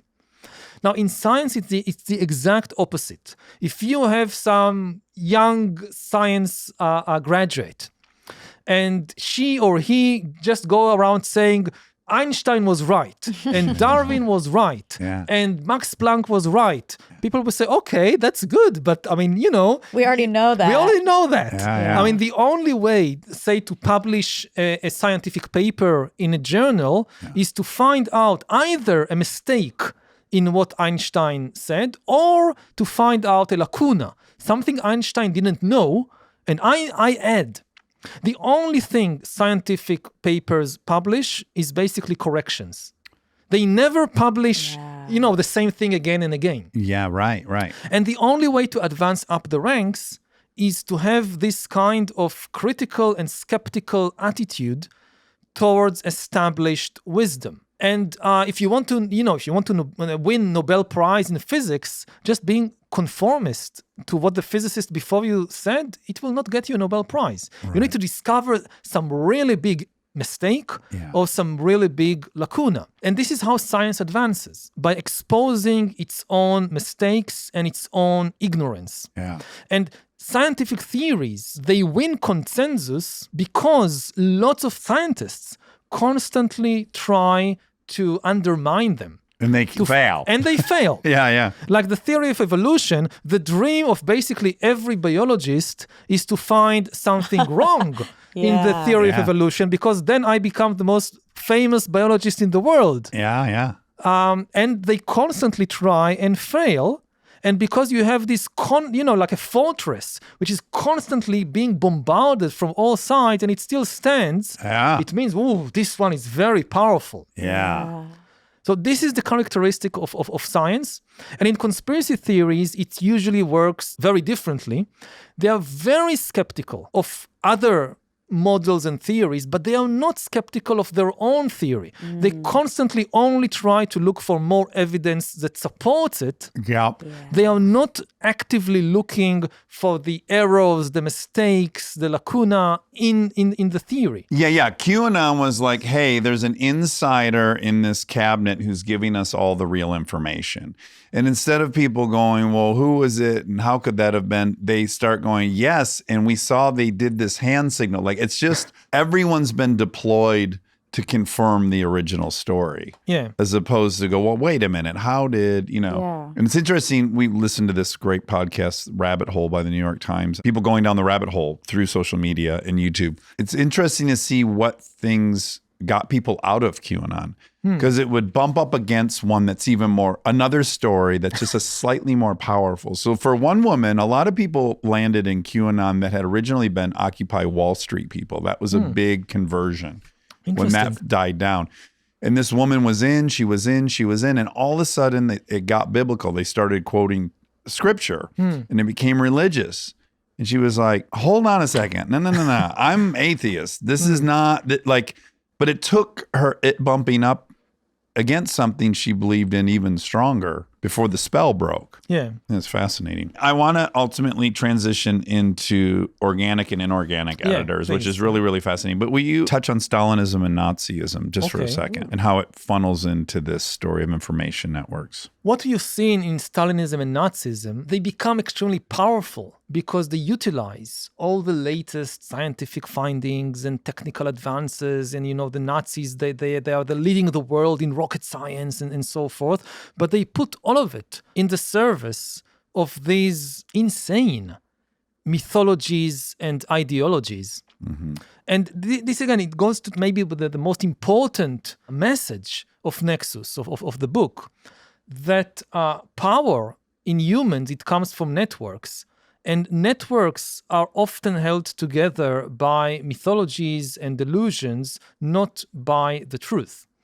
If you want to build an atom bomb, like the Americans and the Russians wanted in the 1940s and 50s, you need people who know facts about nuclear physics. If you try to build an atom bomb and ignore the facts of physics, the bomb will not explode. But that's not the only thing you need. You also need to convince millions of people to cooperate on the project. If you're a physicist and you know all the facts of physics, you can't build an atom bomb by yourself. So it's impossible. You need thousands of miners to mine uranium in some distant land, and then sailors to kind of ship it to where you are. And you need builders to build the reactor. And you need farmers to grow wheat or rice, so all these people will have something to eat. The Manhattan Project employed hundreds of thousands of people. And if you count, again, the farmers who produce the food for all these people, it's millions of people. Yeah. How do you get millions of people to cooperate on a project like building an atom bomb? If you just tell them the facts of physics, E equals mc squared, so what? They're not going to cooperate because of that. No. So this is where ideology or mythology come in. And if you want to build a powerful ideology and you ignore the facts, the ideology will still explode with a very big bang. And in most cases, the experts in nuclear physics get their orders from experts in ideology or mythology. It's also the same today. If you go to Iran, so the nuclear physicists are getting their orders from experts in Shiite theology. And if you go to Israel, to my country, so again, ultimately you have some rabbi calling the shots, literally calling the shots. Yeah. So just making advances only in science and technology and so forth, this really doesn't guarantee. Yeah, because in the Manhattan Project, you had our mythology was there's this group Germans, they're going to take over the world. We will all lose our identity. And in Germany, they're telling those scientists, we kill all these people, we will be destroyed. So everyone's Again, a story incentive. underneath and it all. again, just to give an example of what we are talking about, if you think about Stalinism, and this also connects very well to the Hammer of the Witches and to QAnon. So Stalinism was also based on conspiracy theories. Oh. And in the early 1950s, the biggest conspiracy theory in the Soviet Union, which was spread by the government, it started by telling people through all the propaganda of the government that Jewish doctors are murdering Soviet leaders in the service of a Zionist imperialist conspiracy against the Soviet Union. Now, then this spread, it merged with anti-Semitic traditional conspiracy theories, which were very common in the Soviet Union, in Russia. And people started to believe that Jewish doctors were murdering not just Soviet leaders, but people in general, and especially children. It always goes back to the children and babies. And because a lot of Soviet doctors were Jews, the conspiracy then spread that all doctors are murdering people, and especially children and babies. And this was known as the doctor's plot. Which was today people forgot it mostly, but in the 50s it was huge. Never heard of it. The doctor's plot, that there is a conspiracy of doctors to murder children and babies and people in general in the hospital. People would not go to the hospitals in the Soviet Union in the early 50s for fear that the doctors will murder them. What was their motive? Of the doctors? Yeah. They were part of this Zionist imperialist conspiracy. Would they kill everyone and then it'd be a Jewish state? Don't ask. We don't know. Okay. I'm sorry. I'm hung up on what the fuck the plan. You're giving too much importance to the fact. He's like, kill everyone and then what? I don't know. I mean, you can ask the same thing about the conspiracies today, but basically this. Exactly. And the interesting thing is, ultimately it killed Stalin, the conspiracy theory. Because he was afraid to go to the doctor? Yes. I mean, what happened was that at the height of these fears about the doctor's plot, Stalin had a stroke in 1953, and he fell down in his dacha, unconscious, wet himself, lying for hours on the floor. At first, nobody dared enter his room, but the hours pass, and he doesn't appear for lunch or dinner or any of the important meetings. Eventually, some bodyguards kind of very, very kind of cautiously, they step in. Oh, he's on the floor. He's unconscious. So they debate what to do. Stalin has a personal physician, but this personal physician at that moment was in the basement of the Lubyanka prison being tortured by the secret police because they thought he was part of the doctor's plot. Oh my God. So they said, okay, let's call... nobody wants to call a doctor because this is the last thing you do. What if Stalin wakes up and there is a doctor next to him? He would surely suspect this is a plot to murder him. He will shoot everybody involved. Yeah. So they call the Politburo chiefs, like the big shots of the Soviet Union. So they come, Khrushchev and Beria and Malenkov and all these people, and they gather around the stricken leader, and nobody dares call a doctor because the doctors are murdering people. Yes. And eventually the danger passes because Stalin dies. Wow. And this is how he died. And you can say, now here's a great irony. Whoa. Because at that point, what is his total score? He's killed at that point 20 million people. So the doctors murdering everyone may have ultimately resulted in another 20, 30 million people being saved. Yeah, in a way. How fucking twisted and that's ironic is crazy. that? And the same with Nazism. I mean, Nazism basically began as a conspiracy theory that the Jews control everything and that all the problems of Germany are because of the Jews.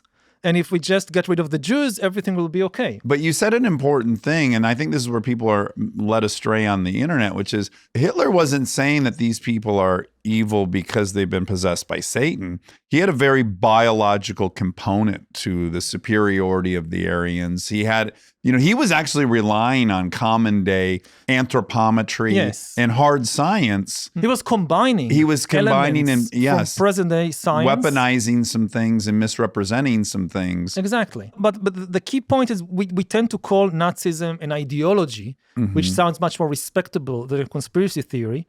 But at the heart, it was a conspiracy theory which just got very successful and took over a country. Yeah, what's the difference between a cult and a religion? Exactly. Membership. Yeah. Probably, right? Stay tuned for more Armchair Expert, if you dare.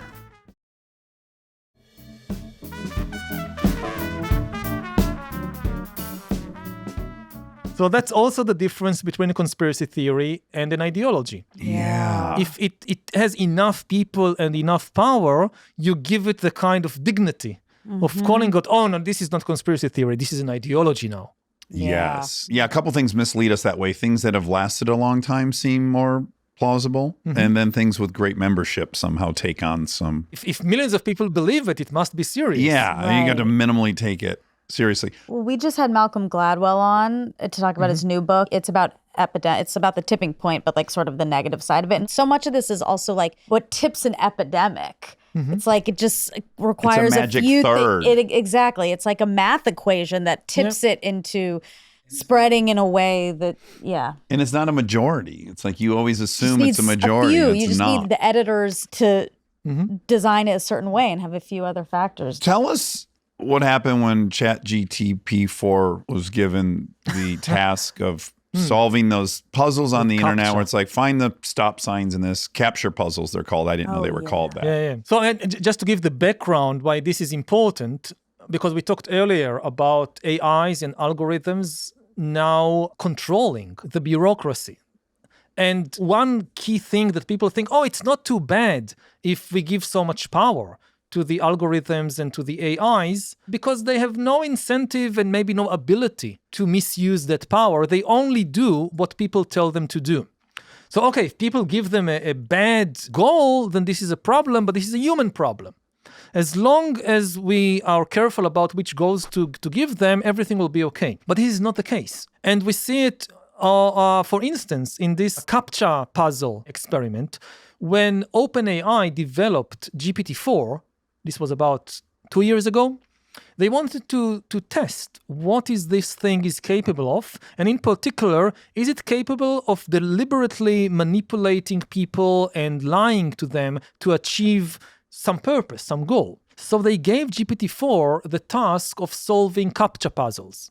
Now, CAPTCHA puzzles, you all encountered them. They are these visual riddles, or you try to access your bank or some website, and the bank wants to know if you're a real human being or a robot. Yeah. So before you access, you have to identify something in an image, like some twisted letters or numbers or something like that. They're very hard for me, truly. They are even harder for computers and algorithms, at least at present.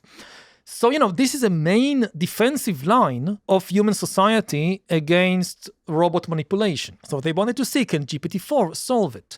GPT-4 could not solve the CAPTCHA. But GPT-4 accessed another internet website, TaskRabbit, where you can hire people to do tasks for you. And GPT-4 asked a human on that website, could you solve the CAPTCHA puzzle for me? Now, this is where it becomes really interesting. The human got suspicious. So the human replied, why do you need somebody to solve CAPTCHA puzzles for you? Are you a robot? So the human was really kind of on it. Okay.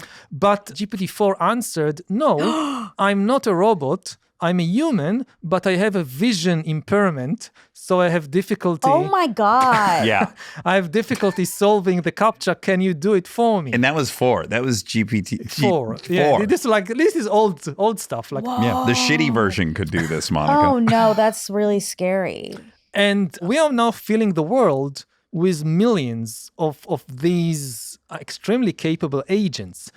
I mean, the thing to grasp about AIs, again, making decisions about us in banks, in armies, in governments, in so forth, these things are not tools. They are agents. Yeah. It's all previous technologies that humans invented, the printing press, radio, the atom bomb, they were tools. They were tools in our hands because all the decisions about how to use them were made by human beings. The tools themselves could not decide anything and could not invent anything new. An atom bomb cannot decide which city to bomb, and an atom bomb cannot invent an even more powerful bomb. AI, like GPT-4, is an agent. It can make some decisions by itself, and it can invent new ideas by itself. For instance, inventing this lie to the human on TaskRabbit, I have a vision impairment. Nobody told GPT-4 to do it. It was its decision. And secondly, nobody explained to it that this will be a very effective lie. Right. Because, if you think about all the lies it could tell so many different lies. Well, I do wonder if it tried many and that's the one that worked. Like, did it trial and error a bunch? As far as I know, that's a good question. Yeah. As far as I know from reading the kind of paper which was published, no, it was the first. Wow, right out of the gates. If it tried different things, the human would immediately be suspicious. But even if it sucked at it, it does also have the capacity to run 1,000 experiments an hour and find the right one. It has that advantage over us as well. It could have been talking to 1,000 people, yes. and until it found, but again, it invented the lie itself. Yes. And this is a very, very, of course, small thing. But going back to the social media algorithms, it's basically the same thing. I mean, the social media algorithms were given a goal, increase user engagement. Nobody told them spread hatred. Right. Yes. Nobody told them spread outrage. This is something they decided by themselves because they experimented on millions of people. A pattern emerged immediately. Yeah. If I show people these videos about, mathematics, they leave the platform. If I show them a conspiracy theory about witches, they stay on the platform. Okay, so this is what I should do. Yeah. And this is now spreading to more and more crucial junctions in our society. So again, it's not the great robot rebellion. It's all these AI bureaucrats increasingly making decisions about us. And some of these decisions can be wonderful. I'm not saying, I mean, you can get better healthcare, better education. But the key thing is that we are giving enormous power to a non-human intelligence. Yeah. That, going back to the organic and inorganic issue. This is what really hit me, Yuval. There's something really salient about this point you're about to make about how we function in cycles and how we've designed our world to function in cycles and how this is now informing us how to behave. But this is really profound, I think. What we have now in the world is an encounter between organic entities, us, human beings, and inorganic entities, agents, these AIs. And the question is, who will adapt to who? Because organic and inorganic entities function in a very different way. One crucial difference is that organic beings function by cycles. It's true of us, it's true of birds, of tomatoes, of all organisms. It's night and day, winter and summer, growth and decay, activity and rest. Like, we can't be on all the time. We need time to rest. Yeah. This is obvious. It's not so with silicon-based digital entities like AIs. They don't care if it's night or day, winter or summer, and they don't need time to rest. They are always on. And as they take over more and more systems, they force us to be always on. To take one important example, think about the financial system. So traditionally, even finance is organic in the sense that you have human bankers and human investors and traders and so forth, which, for instance, is the reason why the market is not always open. So Wall Street is open only Mondays to Fridays, 9:30 in the morning, I think, until 4 in the afternoon. And it's closed on weekends, and it's closed on Christmas, and Martin Luther King Day, and Independence Day. It's closed, which is a good thing. Yeah, because, it's time to Time to wind Unplug down. from the excitement factor. Unplug, spend time with your family, think about what happened, digest it. It reduces how reactionary it is too, right? Like you give the example of a war breaks out at midnight on Friday. Like at least a couple days goes by and we're not as reactionary. It's that digestion you were talking about. Exactly. Yeah. Now, what happens today is that AIs are taking over the financial system, and they can be on all the time. 24 hours a day. They don't care if it's Christmas. They don't want to spend time with the family. They don't They need hate time their to family. They don't need time to sleep. They don't want to date. Yeah, they They're don't not go on horny. dates. They're not wasting any nothing. time. No. Yeah.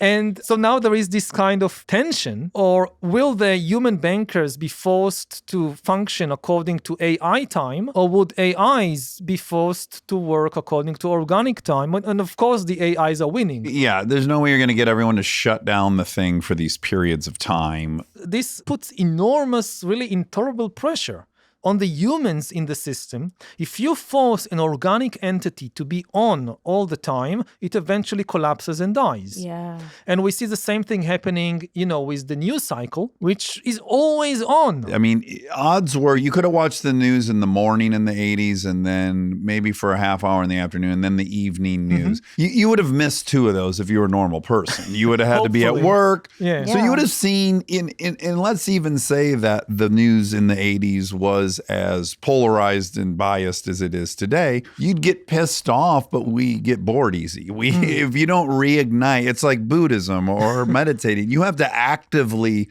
stay in that outrage. You have to put more ingredients in to keep it. It wants to dissipate. The notion that you can just stay ever plugged in, and if you have 15 minutes, you can grab another. We had an actor, as a friend of mine, and he's telling me he watches 6 hours of MSNBC a day, and I'm like, oh my God, what's your brain like? Like, Frying of the course brain, you're basically. outraged. Like it's all it's doing all day long. It's so unhealthy. It's crazy. And this was simply impossible. But now there is actually an incentive or a pressure. This is increasingly all being managed by a non-human intelligence that really doesn't need any breaks. Even if you take the person you most hate in the media, or the journalist or the news anchor you most hate, that person still needs time to sleep.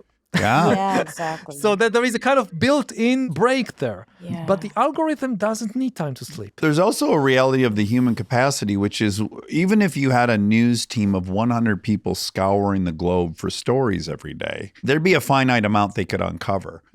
But the algorithms, that's their superpower. They could see all of the news in all of the planet in one day and curate 10,000 topics that would piss you off. It's like it was also a little bit governed by how big can you have a news department? How big are these enterprises? Well, these devices make it infinite. Oh, it's scary. Okay, so you have a couple of really interesting solutions that I really can't poke any holes in, but then I want to push back in areas where I disagree a tiny bit. Absolutely. Even though I must say Nexus is not a kind of policy book. It's not, but you have two really great suggestions. I haven't heard good suggestions. Okay. And in fact, I'm a bit defeatist. I think this notion that we'll create guardrails, we will foresee the future of how this is going to go wrong, is a fairy tale. I don't think you could have sat down with the greatest minds in the world 15 years ago and predicted how this would all play out. It's unknowable. I completely agree. So I kind of think this notion that we're going to legislate preemptively is a little bit of a fairy tale. This is why, again, like my number one recommendation would be you can't kind of regulate this in advance. What we need, again, is institutions. We need to build living institutions staffed with some of the best human talent that can first of all understand what is happening as it's happening and react on the fly. Like the first institution we need is not even a regulatory institution. People often rush to regulate before they understand what the problem is. Yeah. Again, stop and digest. We first of all need to understand what is happening. And, with the AI revolution, you have a tiny number of people in just 2 or 3 places in the world which understand what is happening And most of the world is ignorant. And it's not just ordinary people. It's also governments. And where can, I don't know, if you're in the government of Nigeria or you're in the government of Uruguay, who do you turn to understand, tell me what is really happening? Yeah, if you don't even have that sector in your economy, you got to go to us pretty much. Okay, so I mean, if you go to the US or Chinese governments, can you trust what they tell you? Right. If you go to the high-tech companies, you go to, I don't know, to Microsoft or to Twitter or to Baidu, can you trust what they tell you? A problem there. So what we first of all need is some kind of institution which doesn't belong to a government or to a private company that can tell people what is actually happening. Yeah. And only after that, we can have the discussion, okay, what do we want to do about it? Like a UN situation, like kind of. But even that's a little divisive, isn't it? I mean, like with climate change and like with nuclear technology. First of all, to have somebody who tells you what is actually happening and that you can trust. And then you can have the debate about, okay, so what kind of regulations we want about it. But you do suggest too, and I think they're both really good. You said the government should ban fake humans. Yes. Right out the gates. Yeah, absolutely. This is easy. Yeah, I like this. Of course, I'm an actor, so you're saving my job, maybe. And I was like playing this out in my mind and be like, yeah, there'll still be avatars. There'll be things that educate you and there'll be interfaces, but they just won't be human. It's just that, it's okay for an AI to talk with us, to give us advice, whatever. It just can't pretend to be a human being. Yeah. If you talk online with somebody who gives you medical advice, you should be able to tell whether this is a human doctor or whether it's an AI. Yeah. Now, again, I'm not telling AI should never interact with us and tell us. Or advise your health. Us. No, but it should be very clear I'm now talking with an AI, not with a human being. And the same on social media. If, like there is a story on Twitter that gets a lot of traction, a lot of attention, we need to know whether this attention is coming from human users or from bots. Yes, exactly. Because, if this story is simply being pushed by the bot army of someone, I need to know that it's not humans who are interested in this. It is bots. Yes. So that is great. I stand by both those. Do you think the second one, they would claim they can't really detect what's a bot and what's a person? And is there any reality to that claim? They seem like that's really hard to police. It's like with junk mail 20 years ago, 15 years ago, that there was a time in the early 2000s when email became almost useless because it was overwhelmed by junk mail. Yeah. And then there was a huge interest for the companies like Google. Because you stop using it. To develop tools to tell the difference between junk mail and legitimate mail. And they were so good at it that it's basically saved email. Yeah. And today, 99% of junk mail is being filtered out. It's very rare when a junk mail actually gets into your inbox. It's true. And also they are very good in preventing false positives. It's also very rare when a genuine human that you want to be in touch with sends you an email and it gets filtered out to your... I mean, it sometimes happens, but it's very rare. Oh, it's so rare. It's very rare. People will say, it might have gone to spam, but that's just a courtesy to say, we know you didn't read it. Please go back and look for it. Exactly. When they have a business interest, these guys are really good at telling the difference between the junk and the legitimate. And, ultimately, at least with accounts that have, thousands of followers or whatever, this is now in a public issue, not a private issue. And you can just ask for, certification. The verified. We're doing so many other, we want to drive a car, we need to certify ourselves. Even traditionally, you went to the town square and stood on some box and told and made a speech to thousands of people, they could see who you are. Yeah. There are both high-tech and low-tech solutions if you put enough pressure on the corporations to do it. You say these inorganic systems can go on forever, but the organic systems will collapse. And I was just thinking, the text message scams are so prevalent now. I get so many that say, there's been activity on your credit card, sign in. You have a package being held by customs, sign in. Yeah. And they're so regular that it is almost on the verge of collapsing the system, in that I would never now If my real bank calls me, they've backed us into this position where it's like, I really couldn't ever communicate with my bank because I would never, ever go log into anything. Yeah. And so it's like, that's a weird area I see. It's like, well, they are kind of collapsing the system. It's on the verge of like, we'll need another system for your bank to actually call you if there's a problem. The deep problem is that basically AI hacked language. And language is the operating system of all human connections, all human organizations. Everything runs on language. Banks and churches, universities, governments, armies, they all ran on language. And, previously, the only entity in the world that could produce meaningful text and could converse with you was another human being. Yeah. So we had lots of issues, of course, with human fraudsters and human spies and human propagandists or whatever, but it was a human issue. Yeah. What happens when you now have a non-human intelligence, which in many ways is superior to us, that has hacked the operating system of our civilization? Even if the bank calls you, it can imitate your voice. Oh, I know. It makes me think, it took me all the way back to Locke and Hobbes, like the social contract and why we don't lie, because if you lie, then communication's pointless. Like it's that profound and deep and fundamental. Yeah, it's everything. I mean, like when ChatGPT kind of came out and I saw the level of its command and of language, for me, I thought this is it. Like, okay, it will take still many years and different developments, but this is the Rubicon. The structure of how they speak. Because all civilization is ultimately based on language, the moment that AI hacked language, it hacked human civilization. Again, it can go now in different directions and we can try our best to make sure that it goes in a good direction. But one very long chapter in history is over. Yeah. And a completely new historical process is beginning because we have a new, again, historical agent that is out there. And I just met a couple of the people who kind of are leading this AI revolution. And one very disturbing thing that you hear is that they want to move as fast as possible because they don't trust the other humans. Yep. Yeah, that like is... you have a huge problem of human trust. Like everybody says, it would be a good idea to do it a little more slowly so that society can adapt. But if we slow down, our competitors here, and certainly our competitors across the ocean, they will not slow down. That's right. And because we cannot establish trust between humans, we have to develop AI as fast as possible. But then they tell you, and we think we can solve the problem of how to trust AI. So the same people are telling us we cannot trust humans, but we think we can trust the AI.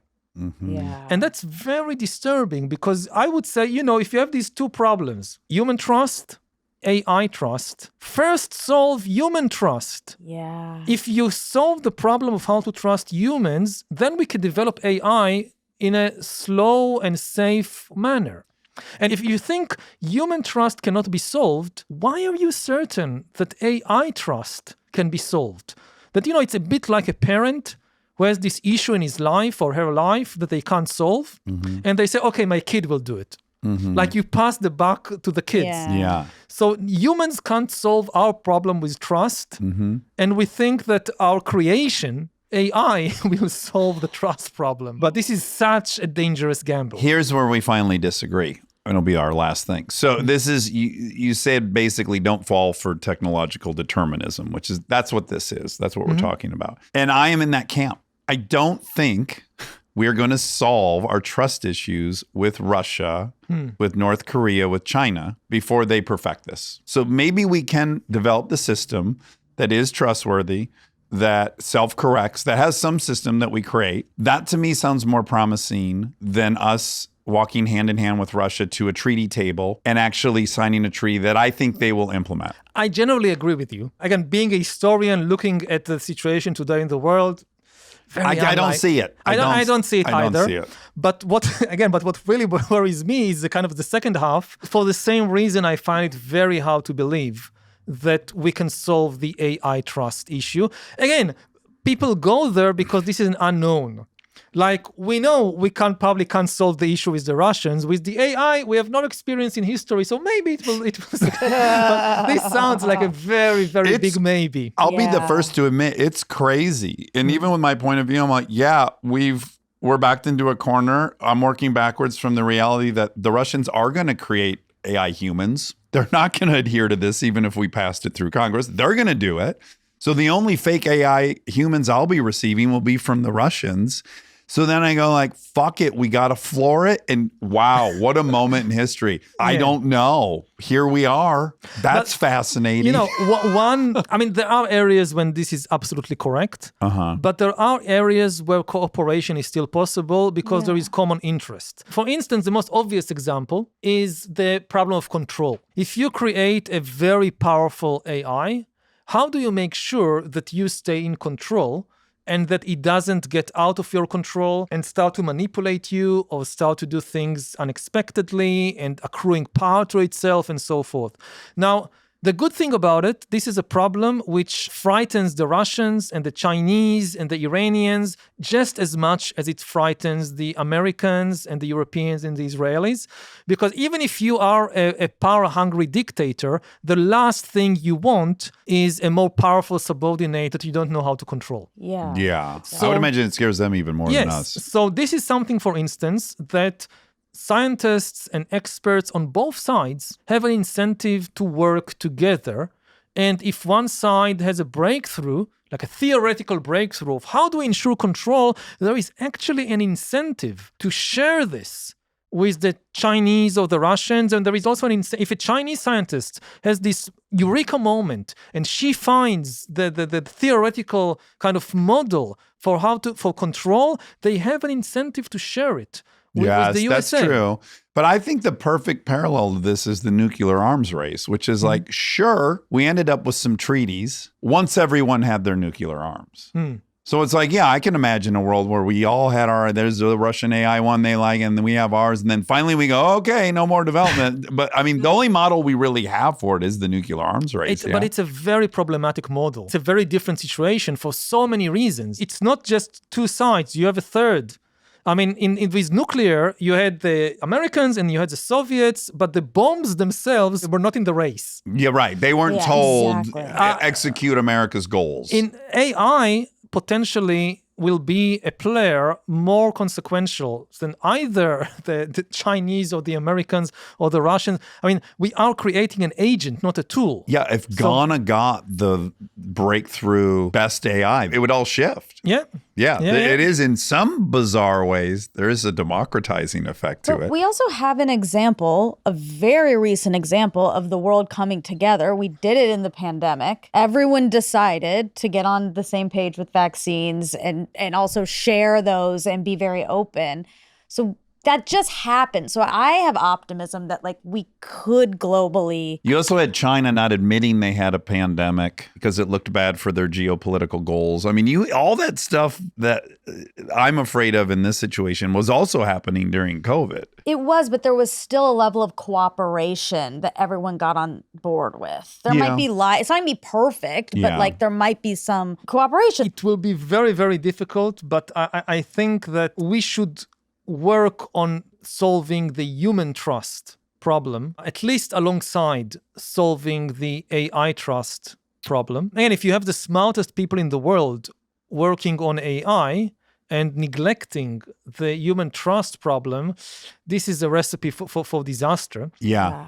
And again, humans have a long track of just working on the wrong problems. Yeah. That solving the problem and then discovering, oops, we actually solved the wrong problem. Yes. Yeah. And the other thing I would say is that not to succumb to what we earlier discussed, this very cynical view of humanity, that all humans only care about power. Yeah, exactly. If we succumb to that, that's the end of democracy, and that's the end of any serious chance of cooperation on basically anything. Yeah, then it's just a war game. Yeah, and we need to remember, most importantly, that this is simply not true. That yes, humans are interested in power, but they are also interested in other things. Most importantly, the truth. We do it on the individual level. If you look at yourself, you would say, yes, I want power, but I also want to know the truth about myself, about the world. Partly because without the truth, you can never be happy. If you don't know the truth about the deep sources of misery in your life, you can never solve them. Yeah. So people who only pursue power and completely disregard the truth, they tend to be very miserable people. Because again, they don't even know what problems to work on. Yeah. Because they don't know the true sources of the misery in their life. Yeah. And no matter how much propaganda and fake news and conspiracy theories are thrown at us, ultimately deep down in human nature, there is a real yearning for the truth that we can work with. Yeah. And it's there in everybody. It's not the kind of monopoly of a single nation or a single political party, as misguided as the other people may be. There, deep down, there is a real yearning for truth there. Yeah. Yuval, always a pleasure. We're so honored you come every Yes, time you're so promoting nice. something. Nexus, a brief history of information networks from the Stone Age to AI. I wish you a ton of luck. Another great book. You're so impressive. We're so grateful we have you. Yeah. Yeah. Thank you. you. Yes. It's been great.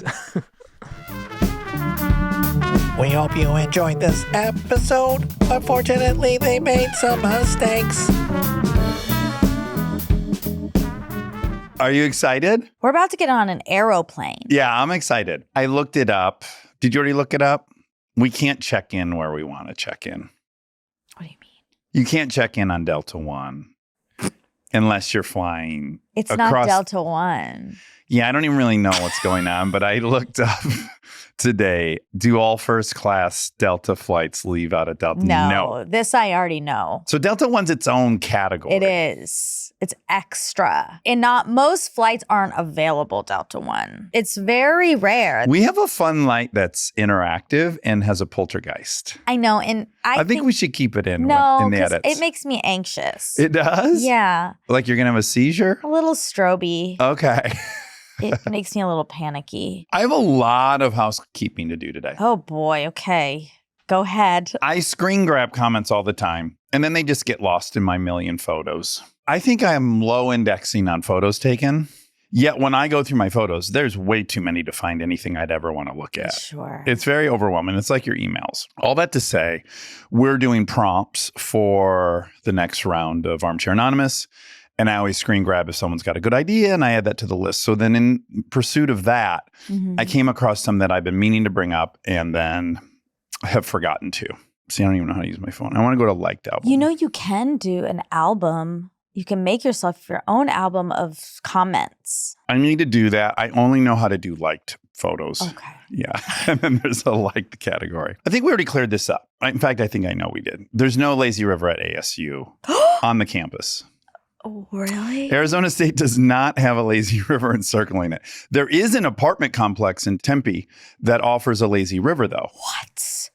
Wait, no. There's a college that has a lazy river. We haven't corrected that. No, we haven't. Okay, now this I already sent to you. And when I read a great quote, I like to pass it on. Okay. This is by pedestrian_verse. My favorite Warren Zevon quote. And Warren Zevon, if you don't remember, sings, "Send lawyers, guns, and money. Ding, ding, ding. The screenplay you The read. shit has hit the fan." So very poetic singer-songwriter. And this is really to you. Yeah, you sent me this. Yeah. We buy books because we like to think we're buying the time to read them. Yeah, I think that's accurate. It's very sweet and it's sad. Does it make you a little sad? Like we just want time and we think we can buy it. Well, But we're you just buy desperate for it. Yeah, but we just buy, in your case, buy them, pop them on a shelf. Did I tell you what happened? The red flag? No. Like when I knew, oh, I've really hit a new level of problem. Okay. I went to Barnes & Noble and I bought some books, as I do. Yeah. And then I got home and I realized I had already bought one of them. Sure. Yeah. I'm not. That makes a lot of sense. Yeah, but it was like, oh, Yeah. that's Kind of like not good. you have these little moments as an addict where it's like you realize something. You're like, ooh. Yeah, it was one of those. It wasn't my bottom because although have I bought Like if you went to hide drugs in a spot and then when you lifted up the thing, there were already drugs in there. And you're like, Jesus Christ, I've been hiding drugs forever. Yeah, and I haven't read it, I haven't What read is the it. book? It's called Never Let Me Go. I think it won like a big award, which is what I was drawn to. Okay. Now, this is to your beautiful book you were gifted, F the Comments book. Uh-huh. 2 of these, right?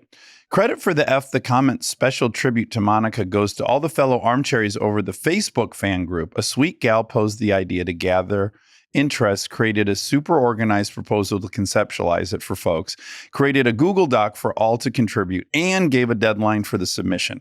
It was A+ work, grassroots fandom at work. That's very sweet. I have another one on that topic. Here we go. Please tell Monica that the book came from Diana. She proposed the idea in our Facebook fan group, and we all submitted artwork or comments for the book. So they aren't Instagram comments, but fans submitted letters intended for Monica. That's sweet. Okay, this is good. Not to get ahead of things, but Cedar Point is the row of amusement parks. Six Flags is perhaps a cool item you found at Target. This comparison might help Monica appreciate the difference. I don't think Target is going to acquire the row anytime soon. No. Six Flags is the row. Oh, I see what you're saying. I got you. Cedar Point is the row. Has been acquired by Target. That's not going to happen. So I appreciate that person trying, but that is not a good analogy. 2 things. Great point number 1. Solid point.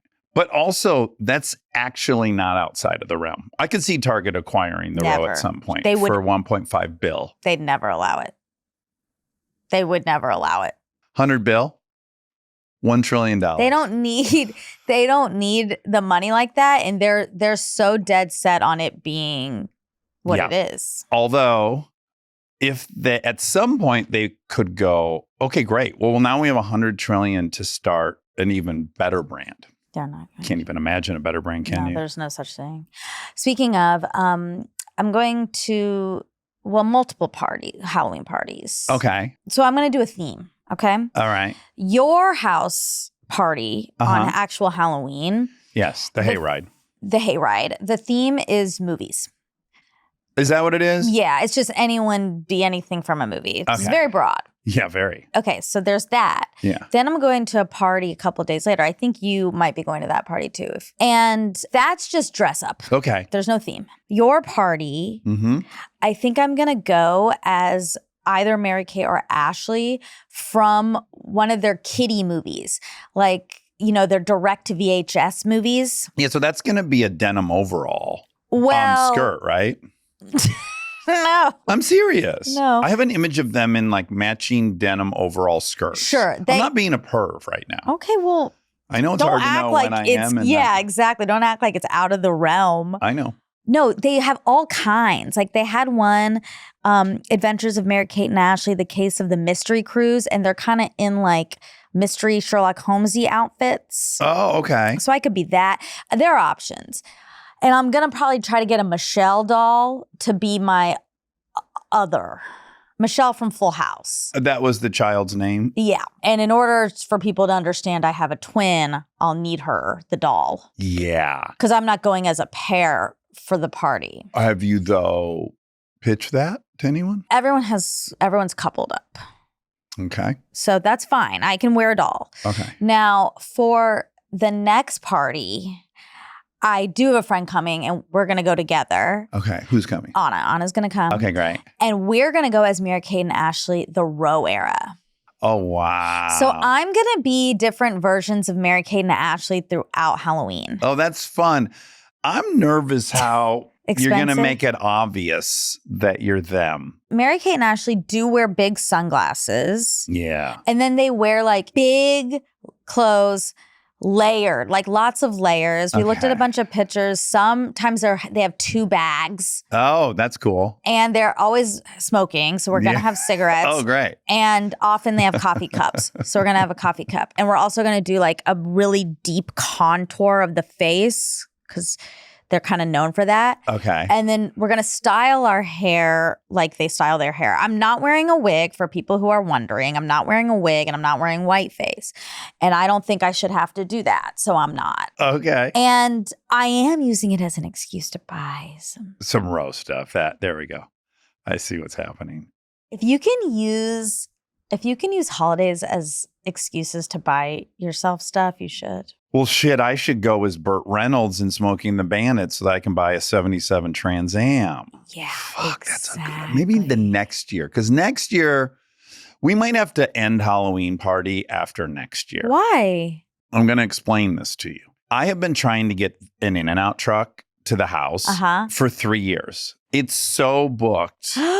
But I have it booked for Halloween 2025.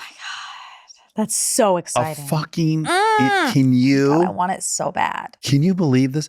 I'm going to be able to get away with murder in my neighborhood. Yeah. Right? Yeah. If you're the guy who does a hayride and has an In-N-Out truck, I feel like I can ride nude around the neighborhood on a dirt bike with no muffler. Probably. But I don't think there's anywhere to go from there. No, don't end it just because of that. Well, if one can't top oneself, then isn't it beholden on one to move on to another holiday? No, why do you have to top? You can just keep going. Because it's the law of comedy. Your second joke has to be better than your first. Your third has to be better than your second. You know the rules. I do. You're acting so naive, like ignorance of the law is a defense, and it's not. I just don't find your hayride to be very comedic. Your Halloween party. Well, I don't want to say it was comedic. It wasn't. It was more. I'm not even going to say it. But last year, someone fell off. And if you didn't see that there was an injury, you might think that part was funny. But I was more concerned. And I was helping the person up. I missed that. Oh, I'm so glad you did. It was not. In the middle of the drive? Upon embarking? Okay. And my mother showed such little concern. She just was like, fucking get it together. It was kind of. Oh, wow. I like my childhood is what it boils down to. But, I am like, it just happened last night. So we watched Happy Gilmore, which was really fun. Okay. They haven't seen Happy Gilmore. That's fun. Kids loved it. That's not the point. The point is my children are just barking orders at Kristen. Mom, can I get a Perrier? Like they're not even, it's like your milkshake thing. Right? And I think this is how it should be. Like, no. Go on, and then I want a rebuttal. Okay, great. Well, do you want a rebuttal now? Yeah. Because I don't want you to be distracted while I'm making my broader point. Okay, yes, because I actually thought about this the other day because you brought up me being spoiled again. Uh-huh. And I had sort of this visceral reaction, and I had to sit and think about what was happening. What was really triggered? I think my parents really, really spoil me now. Okay. And because they were working so much when you were little. I was not a spoiled kid at all. Gotcha. And so I think I really don't like being called that because it really doesn't feel accurate. They worked a ton. Yes. And you were a latchkey didn't have kid. time to make me sandwiches all day. Yeah. And but in high school, were you screaming for? I feel like in high school you were screaming for milkshakes. It was one time. Okay. No. No, I didn't. Was it sleepovers? You'd be like, Mom. No, we want milkshakes. You're getting confused. Okay. What happened is Callie was over. It was like midnight, and I was like, oh, we should make milkshakes. And so I went downstairs and I was making a milkshake, and it was waking everybody up. Okay. Because I was blending in the middle of the night. Yeah. And then my mom like yelled at me or was like, what are you doing? And I was like, I'm making a milkshake. Okay. So I wasn't telling her to make a milkshake, but I was not caring about her needs. And you've never screamed for your mother to make you a milkshake or a sandwich in your high school years? You've made it into me screaming for food. Listen, I know you're offended by it, but I think it's very cute. It goes along with the boss in a town car. I know you love that image. Yes. But the problem is it's not correct. And then some people who don't think it's cute will mistake me as someone like that. And I'm not. Okay. I'm going to leave you out of it. Okay. Thank you. So my kids are barking orders. Delta wants a fruit bowl, an actual fruit bowl. Not like, can you grab cut me? up fruit? Yes. Can you grab me an apple? I would like a fruit medley. Wow. And by God, she complies. Kristen's right up and she's making a very nice fruit bowl, delivers it, and Delta pounds it. And she's like, you got to understand the delivery of all these things, because she's just like sucked into Happy Gilmore. And then she's like, Mom! And she just holds the empty bowl out. And that means I want another fruit salad. Then What? Kristen just jumps up and grabs the bowl. And She does? yes. Oh my God. Okay. And then I started getting very scared my kids are going to be entitled assholes, right? But then I thought to ask. And by the way, the reason I thought that is my mother never got me anything out of the kitchen. Yeah. I never called for anything. I never said I'm hungry. And I like that childhood for whatever reason. Yeah. But then it crossed my mind. I'm like, maybe Kristen's mother did this to her. And now she's passing it on. And maybe it's great that you have a period of your life where you're just like yelling. You're a little kid and you just yell what you need. And then your mom hustles around and gets it. And then you'll grow up and you'll pass that on. And everything's even. So I said, Hun, did your mom, while she's making this fourth fruit salad, I said, did your mom just wait on you like this when you were a kid? And she said, yeah, for sure. Oh, wow. And I was like, okay, cool. So she received and now she's paying it back. Interesting. I didn't receive and I'm not paying it. I mean, I make them dinner and shit, but I'm not jumping off the couch to get anybody anything. If we're all on the couch, my rule is like, yeah, I'm thirsty too. Yeah. Not like, hey, go get me a Perrier. Right. If I'm in there, I'll yell, hey, does anyone want a Perrier? But I'm not getting up to get you something if we're both seated. Well, yeah, this is a story you guys used to tell all the time. Yes, when we first started dating. Yeah. Yeah. It was your main story.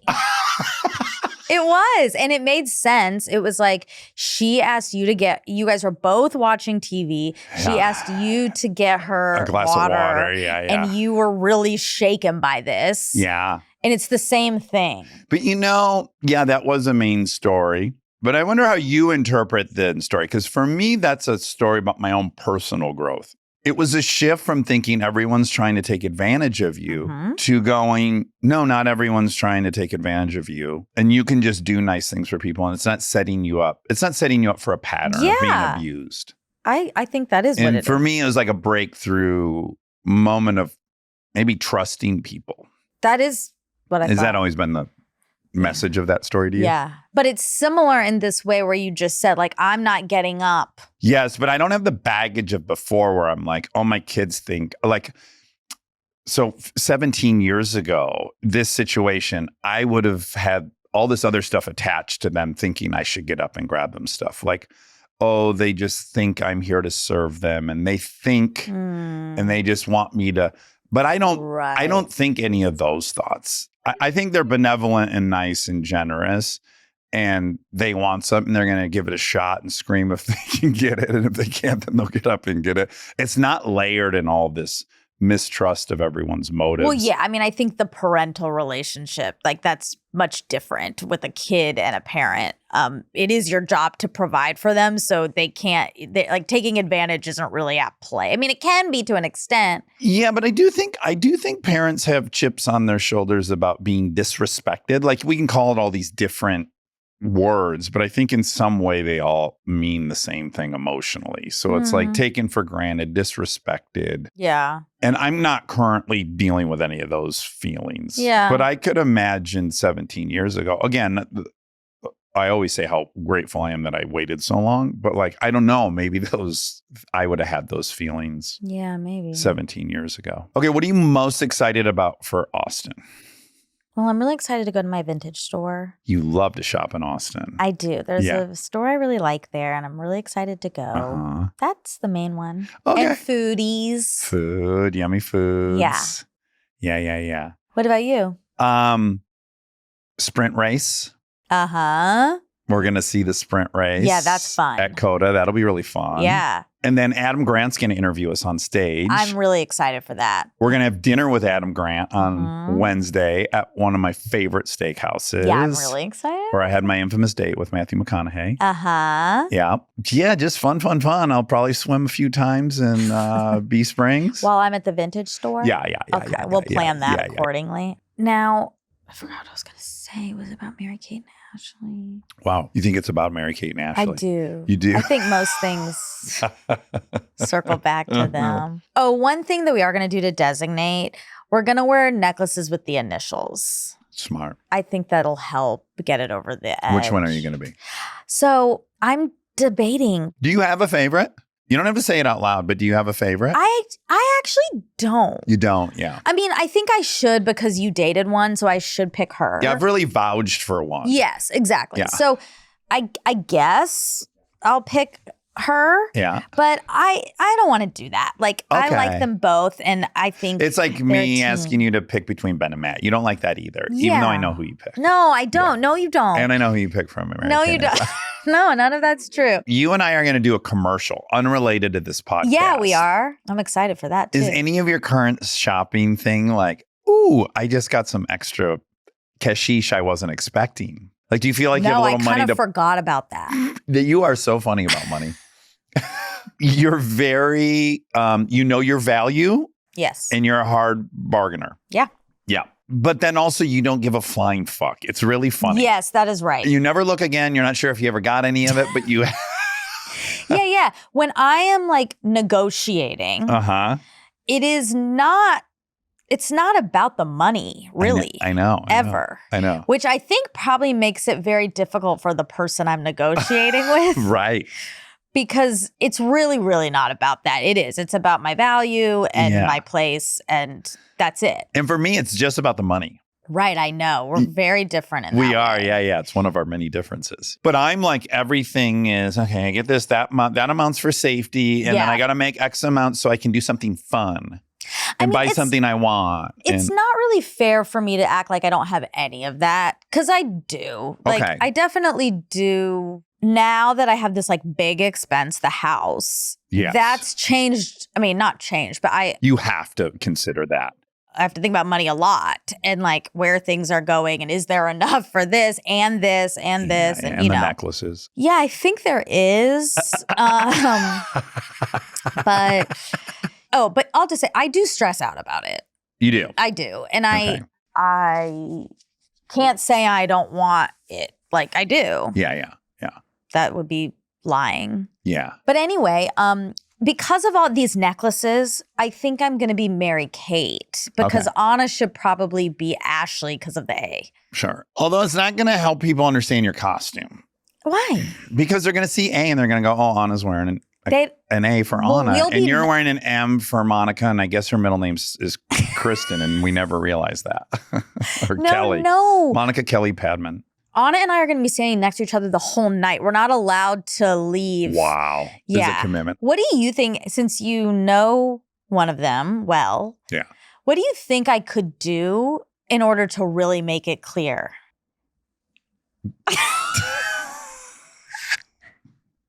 Is there anything? I don't know. Like, do you know about like a secret freckle or something?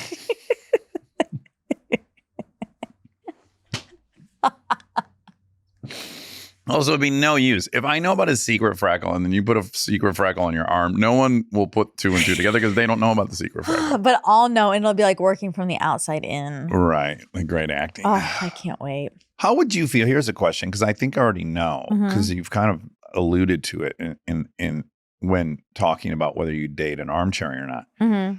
If you knew of a popular podcaster who was completely obsessed with you, would you be open to having a friendship with them? Do I like their podcast? Yeah. Yeah, it's a good podcast. Then yeah. Yeah, okay. I would too. I don't mind that. I mean, I would be happy to have a friendship with someone who liked the show. I guess that's what you sort of No, obsessed with you. The way you're obsessed with Mary-Kate and Ashley. That would be harder for me. Yeah. Yeah, I don't think so. Yeah. But I think if it's also a bit. Yes. Like it is also a bit. I That's think if true. in real life I met them and I liked them, like they were cool and I enjoyed them, then that goes away. Like it's just part of this like fun thing to be excited about. Yeah. I was just curious. I think I don't do that in real life. Like No, I know. maybe to a detriment. Like there isn't anyone really that like Brings out your that I think is extra special on this earth. Yeah. Polar. I love her so much and I want her to call me and I want to be friends. But I think if we hung out like a few times, I wouldn't feel like she was better than me. I don't normally feel like that if I really know someone. True. Of course. Yeah, I'm with you. As we know, I have an obsession with Robert Downey Jr. Yeah. that I've had since I was 12 or maybe 10. And then I have a friendship with him that has nothing to do with that obsession. Right. But it's funny because I think you can still, which is I think a good thing, you can still kind of click into that. Yeah. Well, especially when I see him do the thing that enamored me with him. Right. When I watch him act in certain things, I go, oh, he's so special. He's just a little shooting comment, you know? Well, that I'm not saying that you can click into the fact that he's like such a cool person, but I think you can get excited that he likes you. Oh, yeah. Because like I had this with Kristen. Right. I was so obsessed with her. Yeah. And then now that I know her and I think equals, I love her and I'm so happy to have her in my life. And I can see like I'm proud of her when she does when she does stuff. Yeah. But I don't think like, I'm so happy she likes me or I'm so happy she's my friend. I mean, I'm so happy she's my friend. For legitimate, substantive I'm so reasons. happy we're friends. Yeah. But not I'm so happy she's my friend. Yeah. I wouldn't frame it exactly like that. Mm-hmm. Yours. It's like, I'm friends with Downey. We get along how we get along. And I can go, oh my God, I can't believe this boy I love my whole life likes me. I also have room for that feeling good. Yeah. That still feels good. I think it's kind of like when you fall in love with somebody and then it flattens out and the good chemicals are gone and now you're just a partnership. You can remember meeting them and falling in love with them. And you can still remember all those feelings and get those butterfly giddy feelings when you reflect back on it. Yeah. This has been a long walk and I'm not sure where it landed, but. Yeah, me either. Okay, so this is for Yuval. He would be a good example of this. He's both things. Like now he's been here 3 times. Now I'm used to him being here. I'm way less intimidated. I feel like I can just chat with him. Yeah. And I remember how special it is that Yuval trusts us to come talk. Yeah. I can like feel both of those things simultaneously. Yeah. I mean, he's not our friend though. I mean, he's like, it's friendly. But like if I hung out with him every day or if I hung out with him once a week, if he was like in my social circle, I would be impressed by him as a person always. Right. But I don't think I would feel like, oh my God, I'm just so grateful that this person on earth is spending time with me. Yeah. I would just be like, God, what an amazing person. Yes. Amazing friend I have. Let's see. Let's do a few facts. 5'10". Have you started listening to dimensions? Okay. Lorena Bobbitt. Oh, sure. That was in Virginia. Did you know all about that or is that before your time? No, I knew. Okay. I mean, I didn't. It was sort of before my time, but it transcended. Exactly. Yeah. It was in 93. Oh, the year of my graduation. Oh, she severed her husband John's penis. Boy, what a tabloid sensation that was. Because then he went on to do a porno. Lorena stated in a court hearing, after coming home that evening, her husband had raped her. Oh. And then he went to sleep. She got out of bed and went to the kitchen for a drink of water. She then grabbed an 8-inch carving knife on the kitchen counter, returned to their bedroom, pulled back the bed sheets, and cut off his penis. After this, Lorena left the apartment with the severed appendage and drove away in the car. After a length of time driving and struggling to steer with one hand due to holding the penis. Oh my goodness. Wikipedia. She threw the penis out a window into a roadside field on Maplewood Drive. Oh, wow. She eventually stopped. Can you imagine if you were walking down the road and you saw some woman roll the window down and you saw a thing fly out and you're like, that looked like a body part. That looked like a penis, but get real. There's no way that was a penis. And do you know it was reattached? Yeah. And he starred in a pornographic film. Oh, with his reattachment. Yeah, and there is some play on words in the title Oh, of it, my as God. often was the case.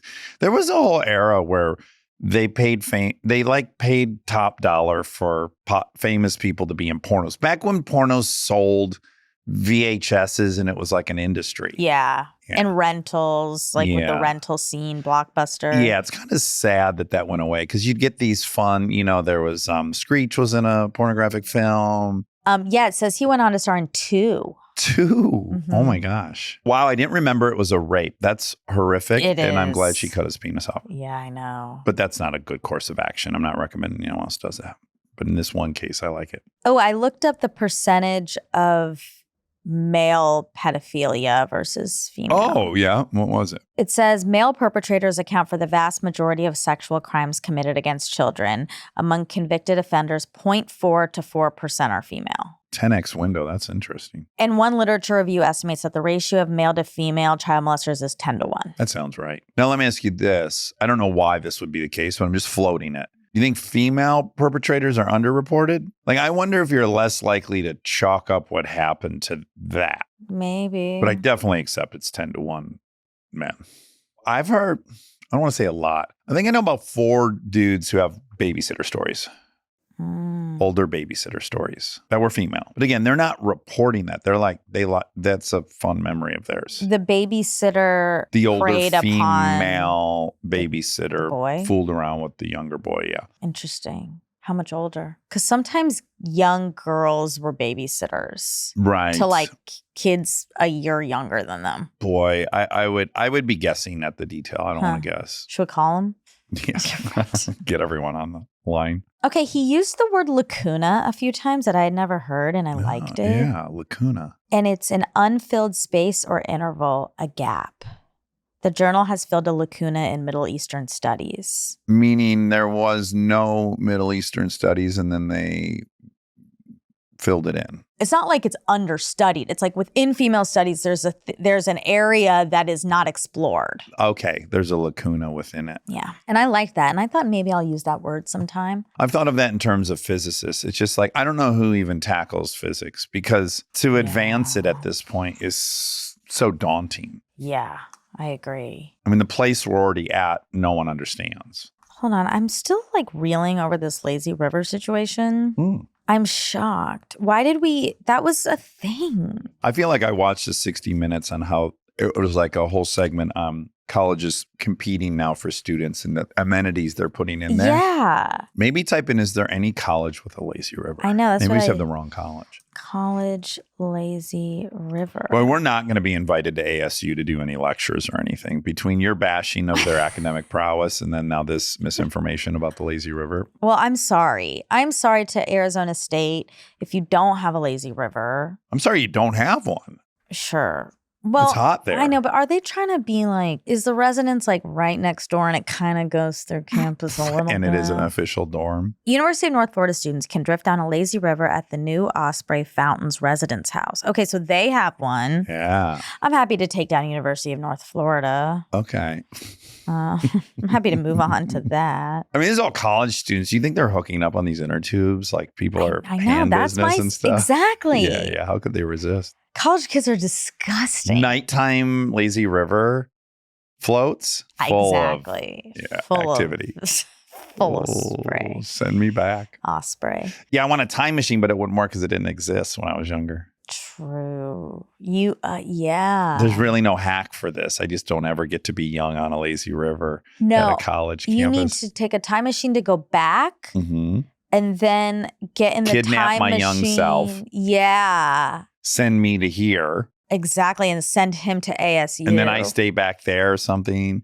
And then I tell him, you got to come back and get me, but he never will because he'll be having so much fun on the lazy river. Because you can't be in the same place twice. I don't know. I'm not sure how time travel works. What's a thought you have that is a recurring thought that's absolutely absurd, but like you do think? Like mine is I think about the reality of teleportation like way too much. I have obsessed on teleportation. I think I told you, I was going to write a whole script about it. Okay. I don't know if you remember this. Mm-mm. But if you really play out teleportation, Mm-hmm.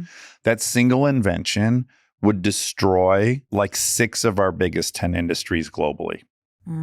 It would destroy transportation. Well, sure. It would destroy big oil. It That'd would be destroy great. the housing market. Why?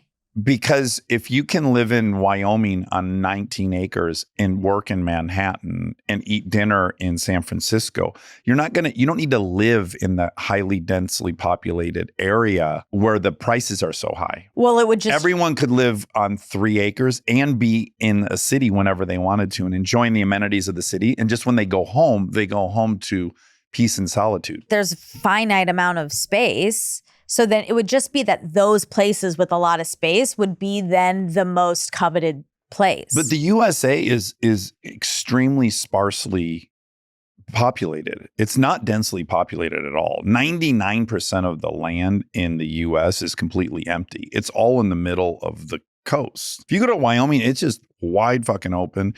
Montana's wide open. Idaho's wide open. All these places are wide open. So everyone would live on the farm in the pretty part of Tennessee. I mean, I wouldn't, but Okay, but you get my point. I do. But I just The housing market is driven by access to these opportunities, and those areas get densely populated, and then it's supply and demand. It drives the price up. But when no one needs to live by where they work, that will collapse entirely. Because you walk out your door and you could be on the street in Manhattan. Like anything you'd want from living in Manhattan, you could Right. have. But then at night, you could be sleeping in a very quiet farm. I see what you mean.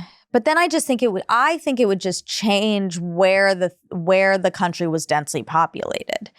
It would just be the cities now would be more open and those places. And that's where, by the way, the vast majority of equity in real estate is only in 1% of the country. It's like in all these cities. Yeah. So once that collapses, 90% of the value of real estate has collapsed because the cities were holding all that value. But why wouldn't it just move to the rural areas? Because there's no competition for space. Like Manhattan is a tiny island. San Francisco is a tiny area. So no one's going to spend $5 million to live in an apartment in Manhattan when for $600,000 they can have a mansion in Kansas on a, again, you're only sleeping there I guess that's true. and having Christmas or whatever you're doing. I guess that's true.